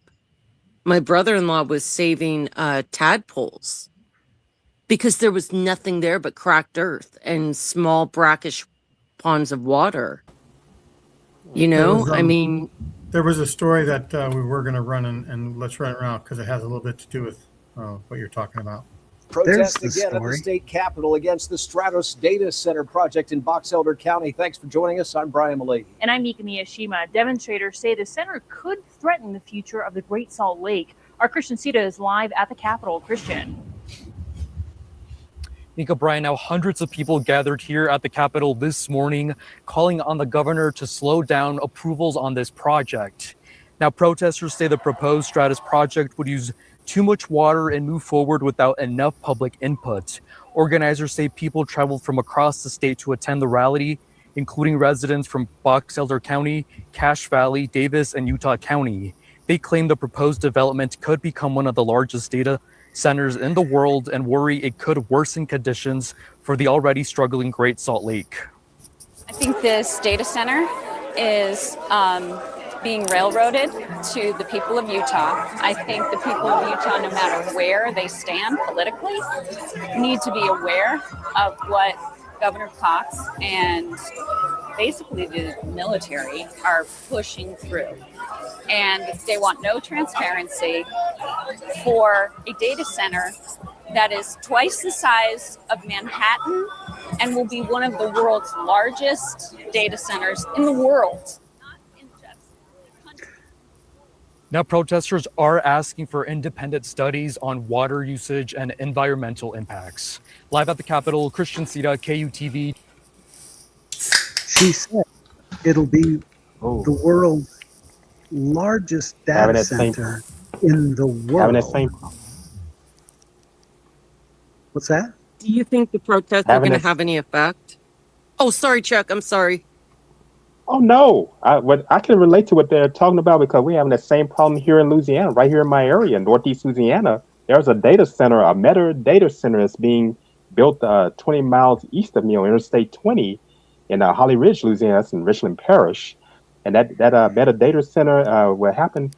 One of the state senators here in Louisiana, Jay Morris, he owns properties over there, and they said what he's doing that's an ethics violation. And what they Of just said course. in Salt Lake City. Yeah, that's the water. They talking about the problems with water, gas, power. They say that's Cancer Alley, and they put it in an area that's impoverished. It's a rural area, and I foresee a problem with those data centers. I see Salt Lake City is having that problem. When I was just watching when he put the video up, I was just thinking about what's just occurred recently, and they say that's a serious problem. That's coming. That's going to occur here in this area. Because people are all excited about having data centers, saying, "Oh, it brings jobs and all these other things." They had ribbon cutting ceremony, but I said, "Hey, that's a serious problem." Like the lady said, with water and gas and power. I see people's power bills going. I can see their electric bills going up with this center there in that area. Is there an abundance of jobs in Utah? Are they short of jobs? Because where are they going to get the people to fill What quality of something jobs? bigger than the island exactly. Manhattan? What kind of pay? Are there benefits? Is there retirement? What? Just creating jobs doesn't do anything. Yeah. No. And they're going to have something double the size of San Francisco. We having that same problem in here in Louisiana. Yeah, can you pray for water when you've got this data center coming in? That doesn't make a lot of sense. No, it doesn't. I can see God saying, "What are you?" It's like my dad. If I bought something that I really didn't need, I'd have to hear him bitch about me spending my money. What are you people wasting prayers for? Because and it was even Governor Lee, right, who called out and said we should pray. That's Mormonism and Utah State right there mixed with politics. So on the one hand, you're saying the state needs to pray for moisture, what Mormons like to say, rain, and yet you have a data center who magically just produces water. So what is it? Well, maybe Trump will turn on the faucet for Utah like he did for California. And our governor is a Trump supporter, Jeff Landry. Oh, great. Utah too. Yeah, Utah. Yeah, like I said, Louisiana has Jeff Landry. He's a little guy. He's crazy with that Cajun accent. He is wild. Former state attorney general turned governor. Oh, he's low down. They're taking districts away and all that. He's we're not much better off in Texas with Abbott. They're doing a recall petition on him right now. There's a recall petition that's going around right now to get trying to get him out of there because he's gone wild. That's crazy. I'm not a big fan of Newsom, but I thank God I have Newsom over. Really, times like this, I'm thankful for Newsom. Yep. Chuck, I just want to make this point. It's got nothing to do with what we're talking about, but every time I edit the show after you have been talking on it, I get jealous of your voice because you've got such a great broadcasting voice. I would love to swap voices with you. You've got a great, just a deep, clear broadcasting voice. Oh, thank you. By the way, shout out to there's a guy who just passed away he was 80 years old. He did sports media for years. I met him, a guy named Charlie Neal. He did BT Sports for years. He passed away at the age of 80, and he had that kind of voice, and people just loved his voice. And he was a great person. I mean, I met him. He was one of the nicest people you wanted to meet, and he had that kind of voice that just that people just loved. And like I said, he's may he rest in peace. He passed away at 80. He lived in the Washington D.C. area. 80 seems kind of young Thank you. these Thanks a lot for that, days. Randy. You bet. R.I.P. to Chuck, was it? What's his name? The The guy I was talking about, Charlie Chuck? Neal. Charlie Neal. Okay. Yeah. Charlie Neal. Yeah, he had a great voice.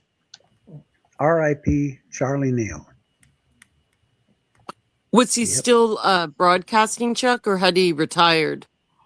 Oh, guess what? He this past football season, he didn't do it. He was ill. We didn't realize how ill he was, but before then, he was still working. He was still doing broadcasts on HBCU Go. That's what Byron Allen owns. And he was still working even to he didn't retire. But what happened? But when he became ill last season, football season, we didn't see him. He had a lot of health challenges.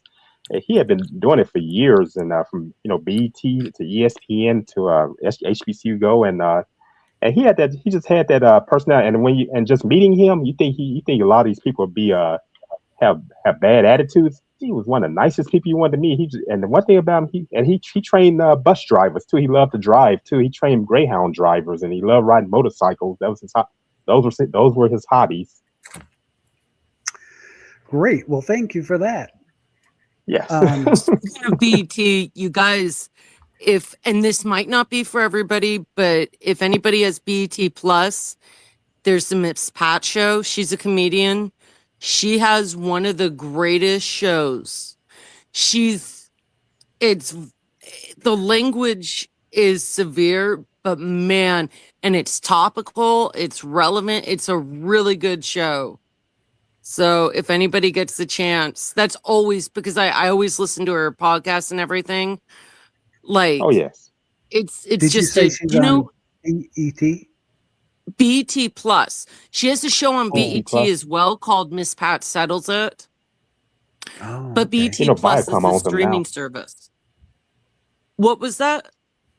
Viacom owns them now. Bob Johnson sold it to Viacom. Yeah. The founder of I BET. learned about that from Miss Pat. She was talking on it on one of the broadcasts. They started in 1980. See, Charlie Neal was there from the start of BET in 1980. Wow. Yes. Well, we'll have to do a show on Charlie Neal and BET sometime. I had that when you started talking about my voice. I thought about him. He had that great voice that you want to hear. Yeah. And yeah. Very cool. Very cool. Well, Alex, what do you think about this whole massive project that the Utahns have approved? When I lived in San Antonio, there was this private school that wanted to expand. So they presented this plan that had 22 new buildings, an entire sports complex, and a stadium. And everyone argued up the hilt with this new plan. They took it to city council. It was a big deal. I mean, it even made the news. And the biggest problem was that this school's land was on top of the Edwards Aquifer Recharge Zone. So obviously people are going to fight that. It's like, no. The golf course across the street tried to change the pesticide that they were using, and it caused a fracas, made the news, the whole. So this also caused a fracas. Well, lo and behold, when the plan was finally approved, it was 3 new buildings, a gym, and a sports arena with bleachers. So I had a friend who worked with this school, getting this plan, from commission all the way through to approval. And I said, why did the plan shrink so much? He said, we only ever wanted 3 buildings, a sports complex, and an arena with bleachers. But we knew we wouldn't get it approved if we asked just for that. So we asked for everything. New buildings, new dormitories, a giant parking lot, which was a no-go, especially where that property was at the time. So that's how they got what they wanted. They asked for the moon, and everyone compromised them down, quote, until they reached the point to where it was acceptable. They shot for the stars and settled for the moon. Exactly. That's the better way of putting it. Yes, Randy, thank you. So when I look at these data center projects, I'm thinking, what is that? What are they really asking for? Because most people don't realize is a data center has to be approved and then it's constructed. Yes, the building goes up, but you need a cooling system, and there's a 5-year wait list for those things to be installed. You need transmission lines, so you need data lines. I think there's a 4-year wait list to get high-speed lines in, especially if they're fiber optic. There's a 3-year wait list on generators, which data centers have to have. And then there's all sorts of other approvals that come with that. So the building may go up, but it's going to be empty for years. And even when the rest of the infrastructure is installed, the data center may not come online for up to 10 years later. So there was a data center that was built in an old mall in San Antonio, and it didn't actually go online for rack space. I think it was maybe 8 years, because the mall had to be gutted, then it had to be renovated, then they had to install the cooling system, which was a big newsworthy episode, and it just went on and on and on. And finally, Rackspace went online with this new data center, and then they immediately sold it to somebody else. So I think when we look at these projects, we have to wonder, what are they really after? Do they want this massive tract of land and all of this water, or are they asking for this just to scare the shit out of the people they need to get approvals from? To put a data center at all, there at all is precarious. That is it true. doesn't matter if that's their strategy. There shouldn't be one there at all. Right. With the amount of water consumption, Utah's in too dire strait. Well, there's several of the largest data centers in the country are already in Utah as well as Arizona. So they don't need another one, especially not there. And people scream about water, but once the water is inside the cooling system, they don't actually draw anymore. So once they fill up, because they recycle their own water.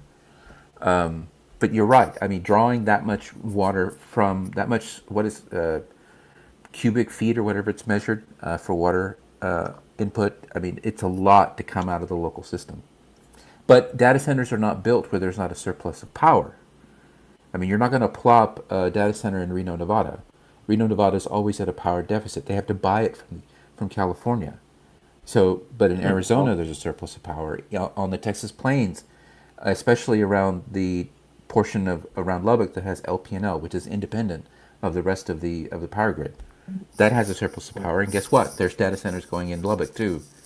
So I'm not discounting people's worry about the impact that the data center will have. I'm just concerned about what is the actual project. What are they aiming for? Same here in Louisiana. Yeah, that's a great question. Like it's to point out, hey, the governor owns property around there. Did they get approvals from the state because he owned property? One thing Utah should be thanking their lucky stars is that the current technology for data centers doesn't include gold plates and reformed Egyptian. Yeah. But I wanted to say something about the retirement ages that you guys That's brought a good up one, earlier. Gene.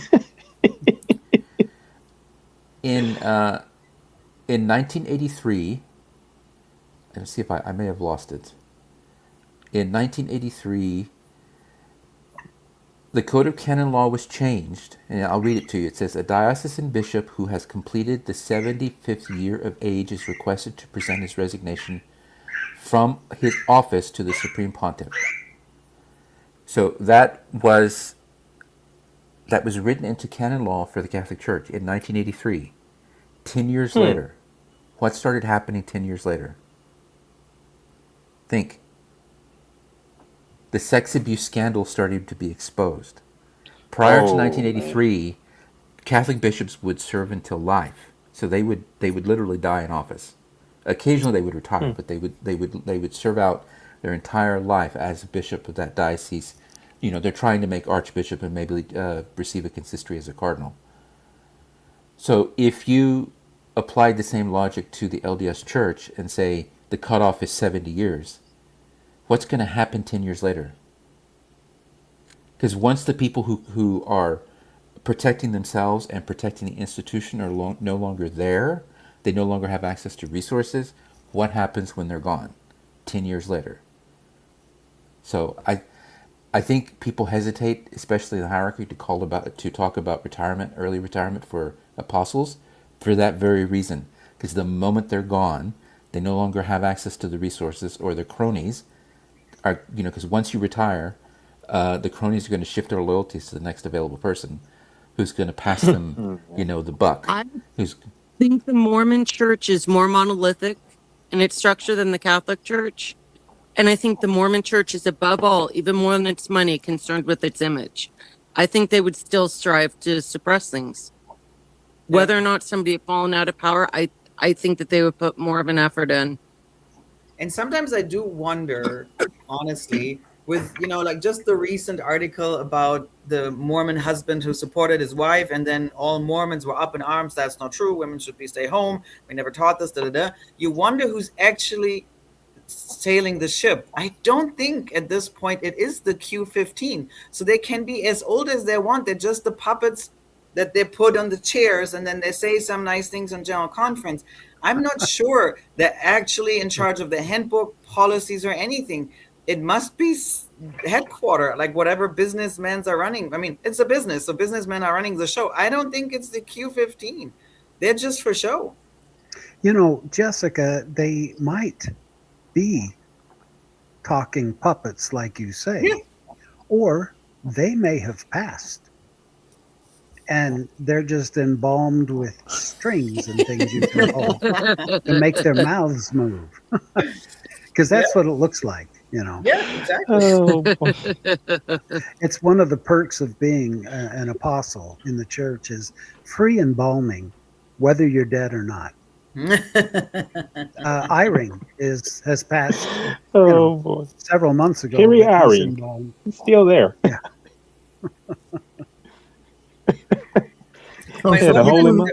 Some people in the chat were wondering about Megan Hayes's post today. Henry Eyring, okay they're well-known scientists. Yeah. I have it pulled up if you want to. I have it here. Oh, you have it too? Yeah. Okay.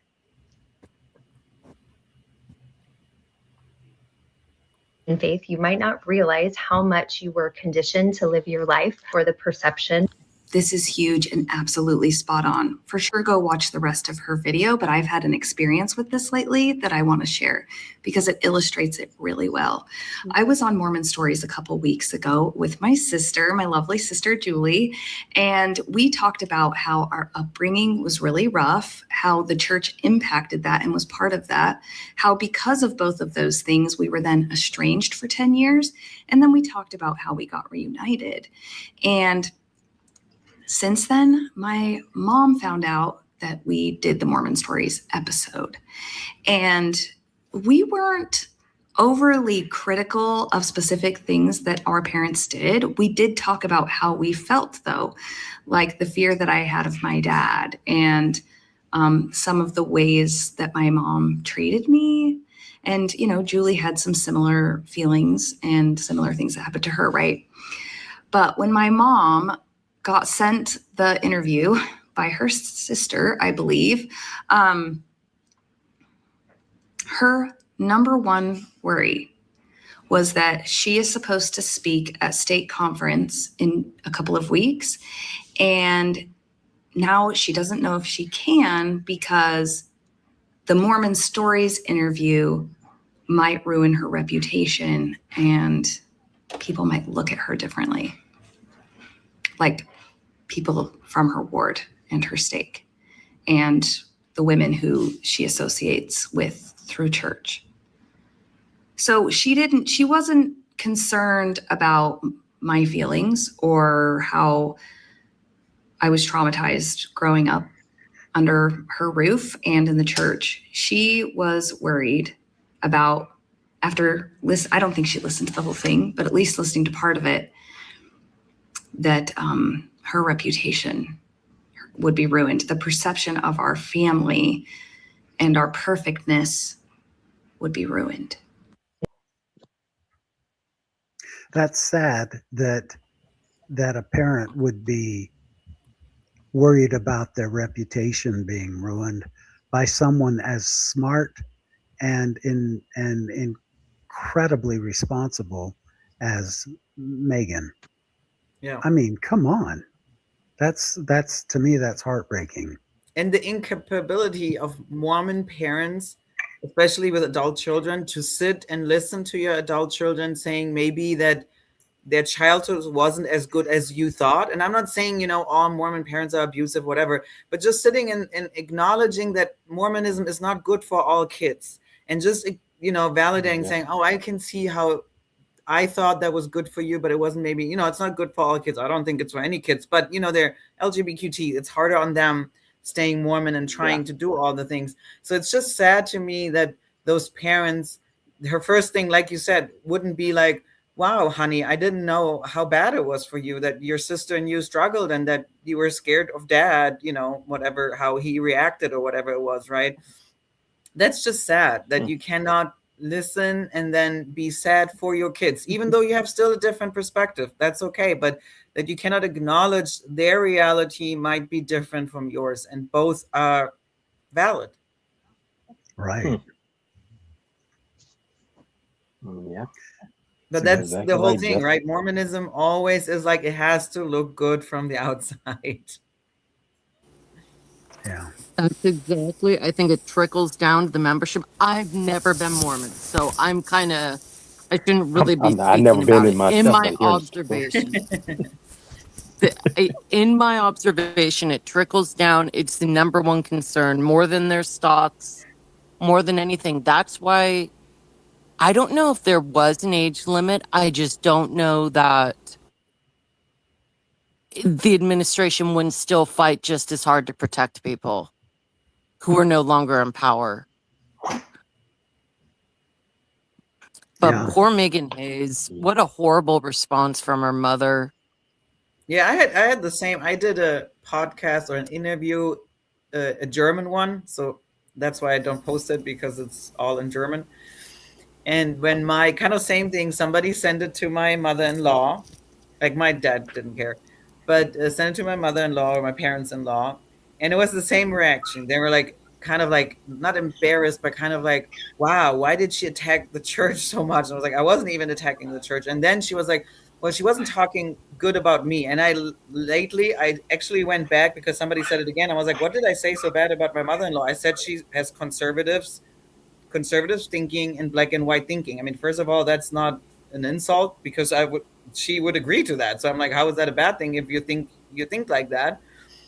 And then when my husband asked her, what did Jesse say so bad about you? Then she was all of a sudden, I was like, not what she said, but her hand gesture. So I went back. There wasn't no hand gesture. I did do nothing in that video. Like here, right? Like my arms are down. You only saw my head. I was sitting in my backyard when I got interviewed.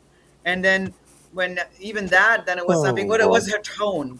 So you cannot even nail them down to what they're just saying literally, you talked about the church in a way I don't like it, so you should shut up. And that's what I didn't like. But they couldn't really give a good example what they didn't like, right? So that's the other funny thing. Where I'm like, what did I say that was offensive? What did I say that was wrong? I would love to have that conversation with a believing member. Honestly, I would love that. Tell me, and then we can sit. But to then go on to like the wording, my hand gesture, and then the tone, I mean, it really trickles down to nothing. That's pretty ironic in light of the fact that most of the offensive things that are said by the church, not by the post-Mormon community. We're just repeating what was said and pointing it out. Yeah. Because the members have these blinders on, and things just like water off of the duck's feathers, it just rolls off. They don't even listen to the negative things. They're not allowed to. I noticed that about a guy. He and I struck up a friendship. He's still in LDS. So he's one of the black members. He's one of my sports buddies, and he's out of Raleigh, North Carolina. He's optometrist. He's first black. That's what I tell you, the first black student body president at BYU Provo. And he and I became acquainted through sports radio talk show in the area. And I know it's just some how he talks about the faith and and I know some dismissive things about him when he started talking, because I think he's in first presidency at one of the stakes there in Raleigh, North Carolina, at the where he attends. Yeah. It's good to have friends in high places, huh, Chuck? When he started talking, I just kind of had to have a moment, because he became upset because some of these fan bases made remarks about BYU saying F the Mormons, and he became offended. And I said, well, you know what? I said, your faith has a history there, and he said, I think he kind of got a little miffed with me, because he's saying that he said, well, those who are not members are going to safety. I'm like, hey, you had a history there. I said, people who are born and raised in this are given a history, who are like you're all born and raised in this, and here he is. He was a convert. I listen to you all because you're part of that history. We're trying to. True that. So is that typical of Mormon families to respond in the way Megan's mother had? Yeah, like I said, my parents-in-law, I mean, it depends, I guess.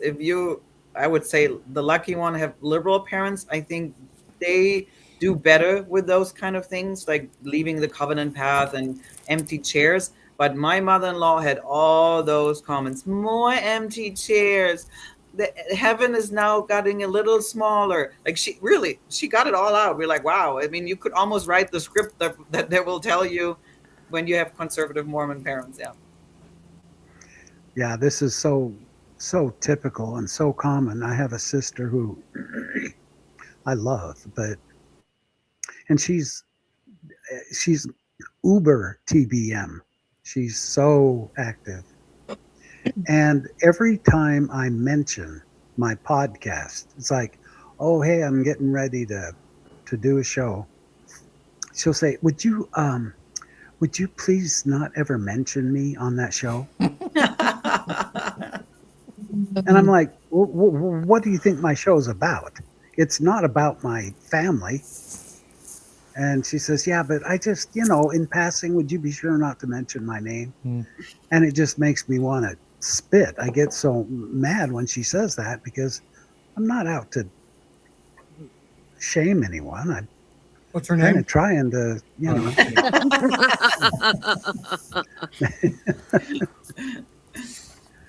Well, that was one thing. My mother-in-law was also saying, like, you sounded like, or it made her look like we have not a close relationship. And I mean, guys, we live outside of Germany since 2008. And since then, I can count on my hand how often I talk to my mother-in-law. So it's just reality. I'm like, we're not close. I haven't talked to you in like 15, 18 years. You don't show any interest in my life, which I'm an adult. I can live with that. It's not my mother. It's my husband's mother. He can have his relationship with his mom. But it's kind of like, why do you criticize me for something you don't put an effort in? Yeah, right. It's just what it is. I can live with that. I'm an adult, but it's kind of like, why are you sad about something that doesn't exist in the first place? Exactly. It's like, why are you bitching? Yeah, exactly. Because you don't have any interest in learning about the church to which you belong. Nope. And that's how I kind of feel about my family. It's like, don't insult me. Listen to me. Listen to me and give me a call and let me know what you think about what was said. But they won't do that. No, my No sister-in-law. TBMs will listen. The prophet of God has told them not to. Exactly. And my sister-in-law, she's a never Mormon. Like when we've deconstructed and they were out, that's what she always said. She's like, I don't understand if our parents-in-law are so involved in your church and it's so important to them.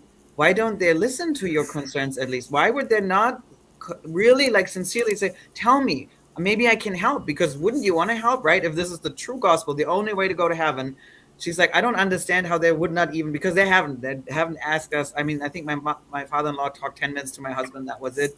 But she's like, that makes no sense in the real world. You would be interested, right? Like, whoa, what's going on in your life? I love you. You're part of my family. Tell me. Yeah, exactly. Yeah. I'm not able to say to any of my family, wow, did you hear about Dallin Oaks' son-in-law? Yeah. You know, he was involved in, you know, child SA, and they would say, "Oh, stop! That is so anti-Mormon. That's not true." Yep. You know, instead of saying, "All I want to hear is one word from him." Really? Yeah. I just want to hear that. Really? Yeah. But So can no, I there's ask, never I'm any curious. reallys. It's always deny, deny, deny. where is this fragility coming from? Is it a lack of faith or is it fear? Fragility Yes, on whose fear that part? it's not true. I think Yep. you're right. Yep. Yeah, Because they fear. they have cognitive dissonance, right? Yep. They know that they give priesthood blessings that don't work. They know Yep. that the church says do everything and you'll be blessed, and they don't see any more blessings than their neighbors, right? And so when somebody says something bad about it, and then also because it's like your identity, a lot of people are, fifth generation, seventh generation Mormons, everybody's Mormon in their family. Like whenever there's a family gathering, the first questions are, what's your calling? Yeah. Right. Not how are And you then doing? bitching about Ward, right? Which is the funniest thing. That's all they do. My in-laws, that's all we did for hours, just gossiping about a brother or a sister so-and-so and how they did such a bad job again. I mean, really, Mormons are the worst. Like even my never Mormon sister-in-law, for her it was boring because names didn't, right? She didn't know who Sister Smith, so there was no connection. She didn't know what a relief society is. But then she's like, all you did then were bashing the people you claim are in your ward. Like, it's so interesting that we're so delusional as Mormons. You think you have a righteous way of gossiping in a way, right? And you're the only one that can criticize the church. Yes. Nobody else can. Yes, exactly. Yeah. Exactly. So true. But there was somebody in our comment section mentioning Mormonism and changing the goalpost. I found this poster. I thought it was funny. We have surpassed. Oh, I didn't see that. And you know what, Randy? That's funny. StreamYard allows you to do shorts, the automated shorts out for things longer than 2 hours. So I used to want to make sure we stopped at 2 hours just because of that. But now I don't really care. It'll still generate. No, because I know you, Gene. You'll say, "Hey, bye, guys. I have something I need to do," and boom, you're gone. Yeah, I used to. That's what I'm saying. I'm on to you. Right. Or I'm hungry. Right? I could be hungry. Or I need to watch TV with my wife or play a game or something. Well, yeah. So that's what I'm saying. I don't want to go on for 3-4 hours. But I do want to show y'all something like what we've just seen here. That's hilarious. We're kind of going freestyle. We're raw dogging it right now. So I would love to show you the introduction. Gene has Latter Daily Digest, and I have Post Mormon Project, and then we come together at times to do shows together. When I'm not doing a show with Latter Daily Digest, I have created an intro to all of my shows. So forgive me for this little advertisement, but when you see this intro, you know that there is a Post Mormon Project video coming up, and I want to play it for you if you're okay with that. 5, 4, 3, 2, 1.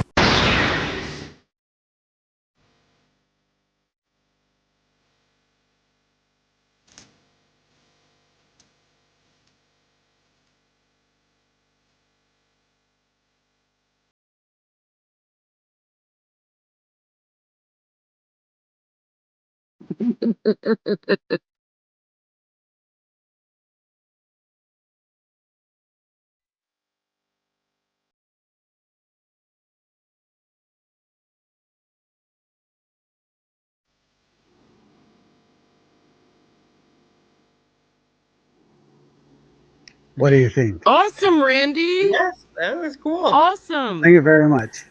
secret guise of ex-Mormon wives. Right. Well, Oh. I know it's not real, Randy. That's not you. Because that those images had earlobes.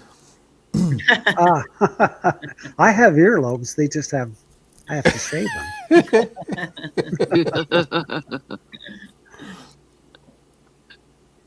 Yeah. If I didn't have earlobes, I'd definitely try to get a handicap parking pass. Has to mean something. Oh, Right. man. Yeah. I'm just shocked that you admitted that. Just flat out. I had a facelift, and I Oh, don't have listen. earlobes. I am an open book, Alex.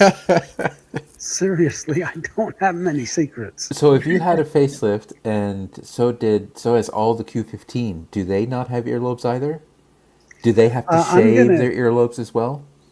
I haven't actually inquired about that, but it might be worth looking into. Oh man. Yeah, that's how you can tell if a spirit is good or evil. Does it have earlobes? Or are they growing hair on their earlobes? Or yeah, do they have hair? Because you can lose your hair on your scalp, but your beard is still going to grow. That's just strange and unusual for Right? our species. Yeah. But so if Uchtdorf or oaks have had facelifts, then they still have beards they have to shave every morning. So that means they also shave their earlobes. Not to change the direction this conversation was going in.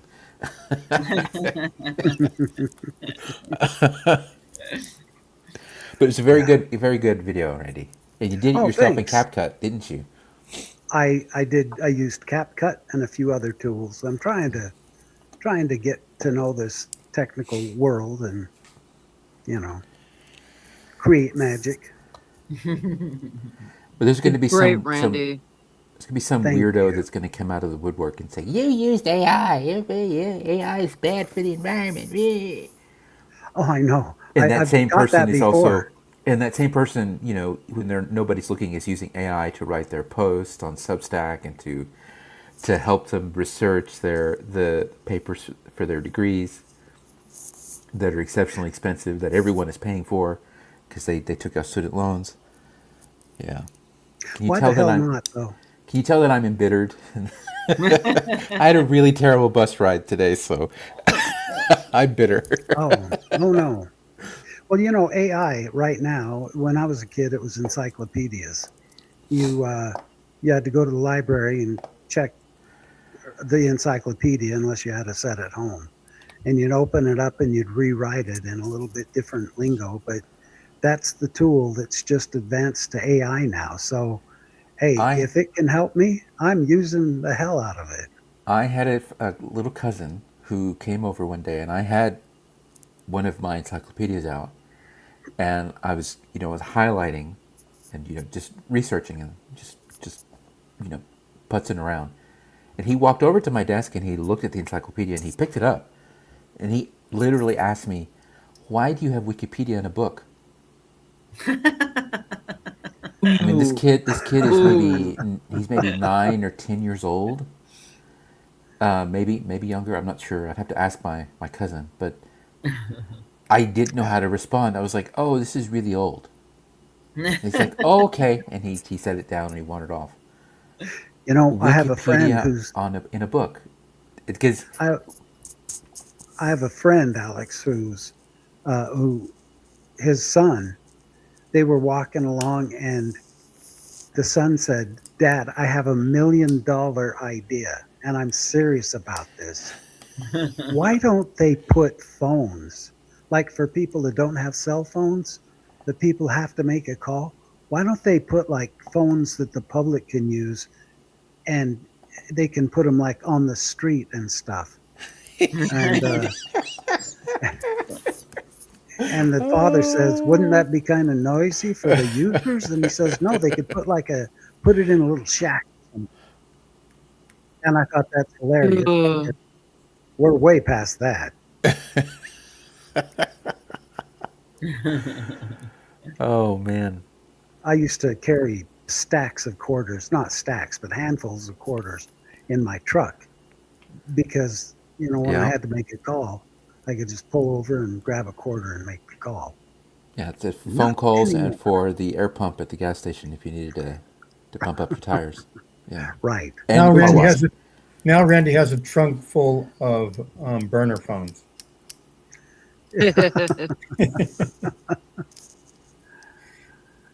Yeah. All right. Well, Randy, do you have a show coming up that you want to talk about? I do. I'm filming a great show on Tuesday.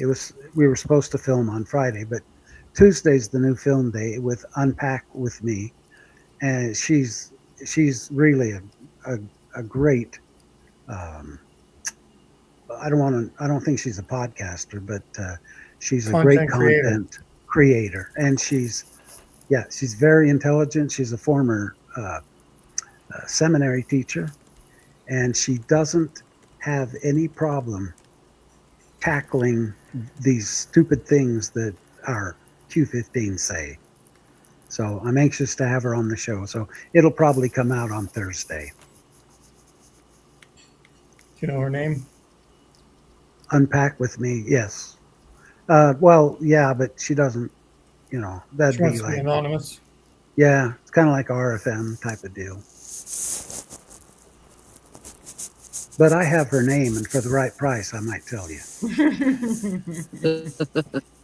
You can buy anything in the world for money.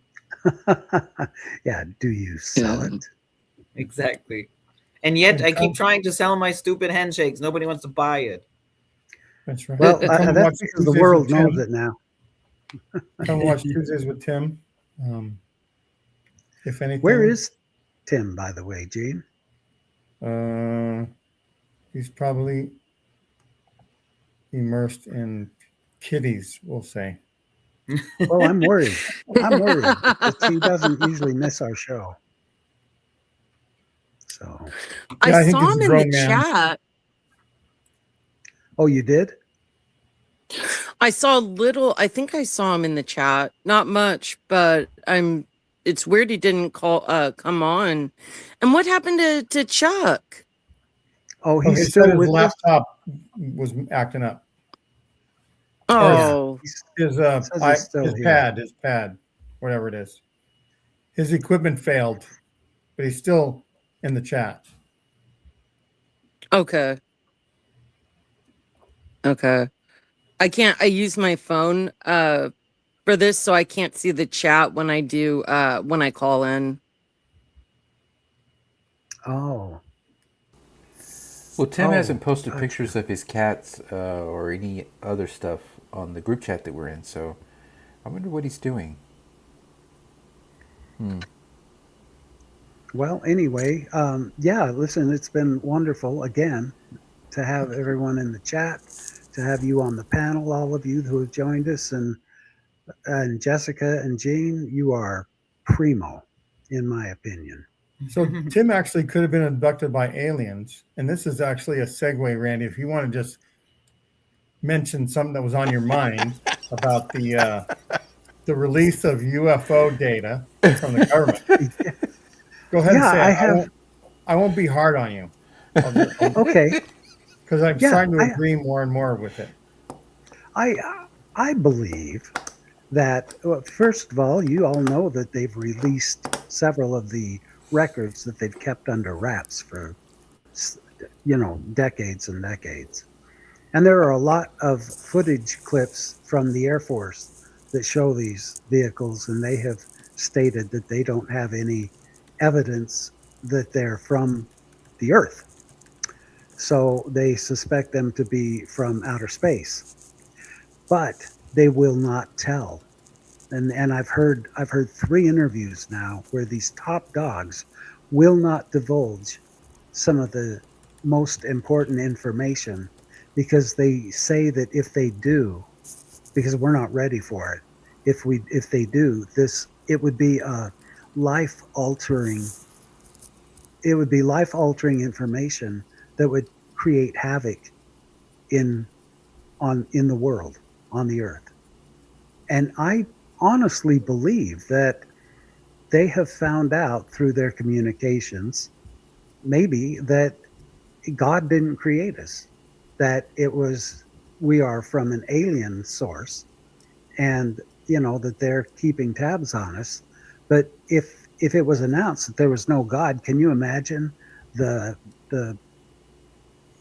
melee that would take place? Everyone going crazy. They don't have to be righteous. They can steal, they can murder, because there's no God to worry about. And I think the military knows that, and so they're not gonna lay that information on us quite yet. I think they have to ease But us then who into would it. have created the aliens?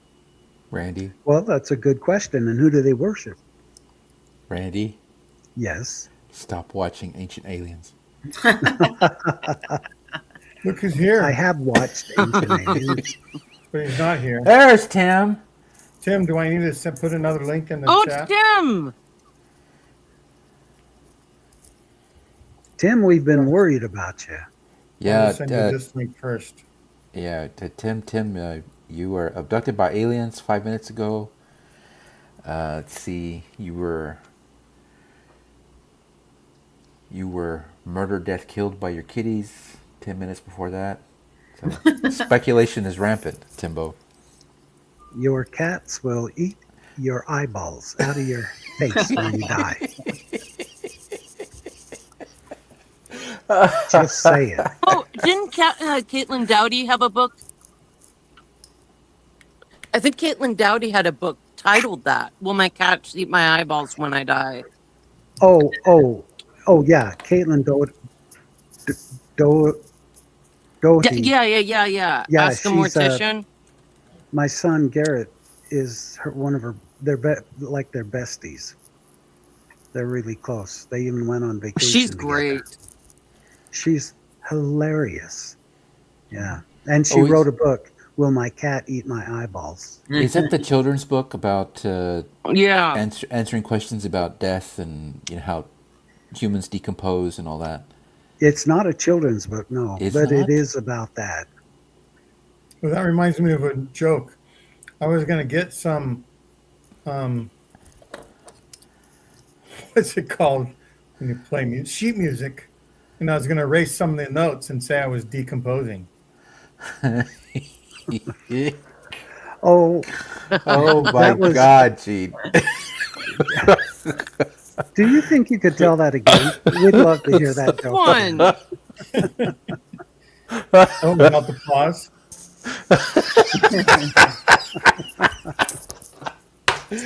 Oh my God, dad joke. Whew. That's right. I was just thinking about that the other day. But anyway, the alien files haven't even all been released yet. I know. That's what I'm saying. They're not releasing everything they know, but I've heard several discussions about we have been in contact with them, and they are working with the U.S. government, or with the world, but through the U.S. government. Always through the U.S. government only. Plus, they're holding back on releasing some things. They're going to release more and they more. must be patriots, the aliens. Because we haven't been distracted enough yet from the Trump files. Well, Frau Frankel, you're a citizen now, aren't you? Yep. Okay, so you get the benefits of being an American and dealing with the ancient aliens. Yeah. So all those other folks that are outside of the U.S., screw them. Yeah. He says that nothing. Beethoven is decomposing in his grave.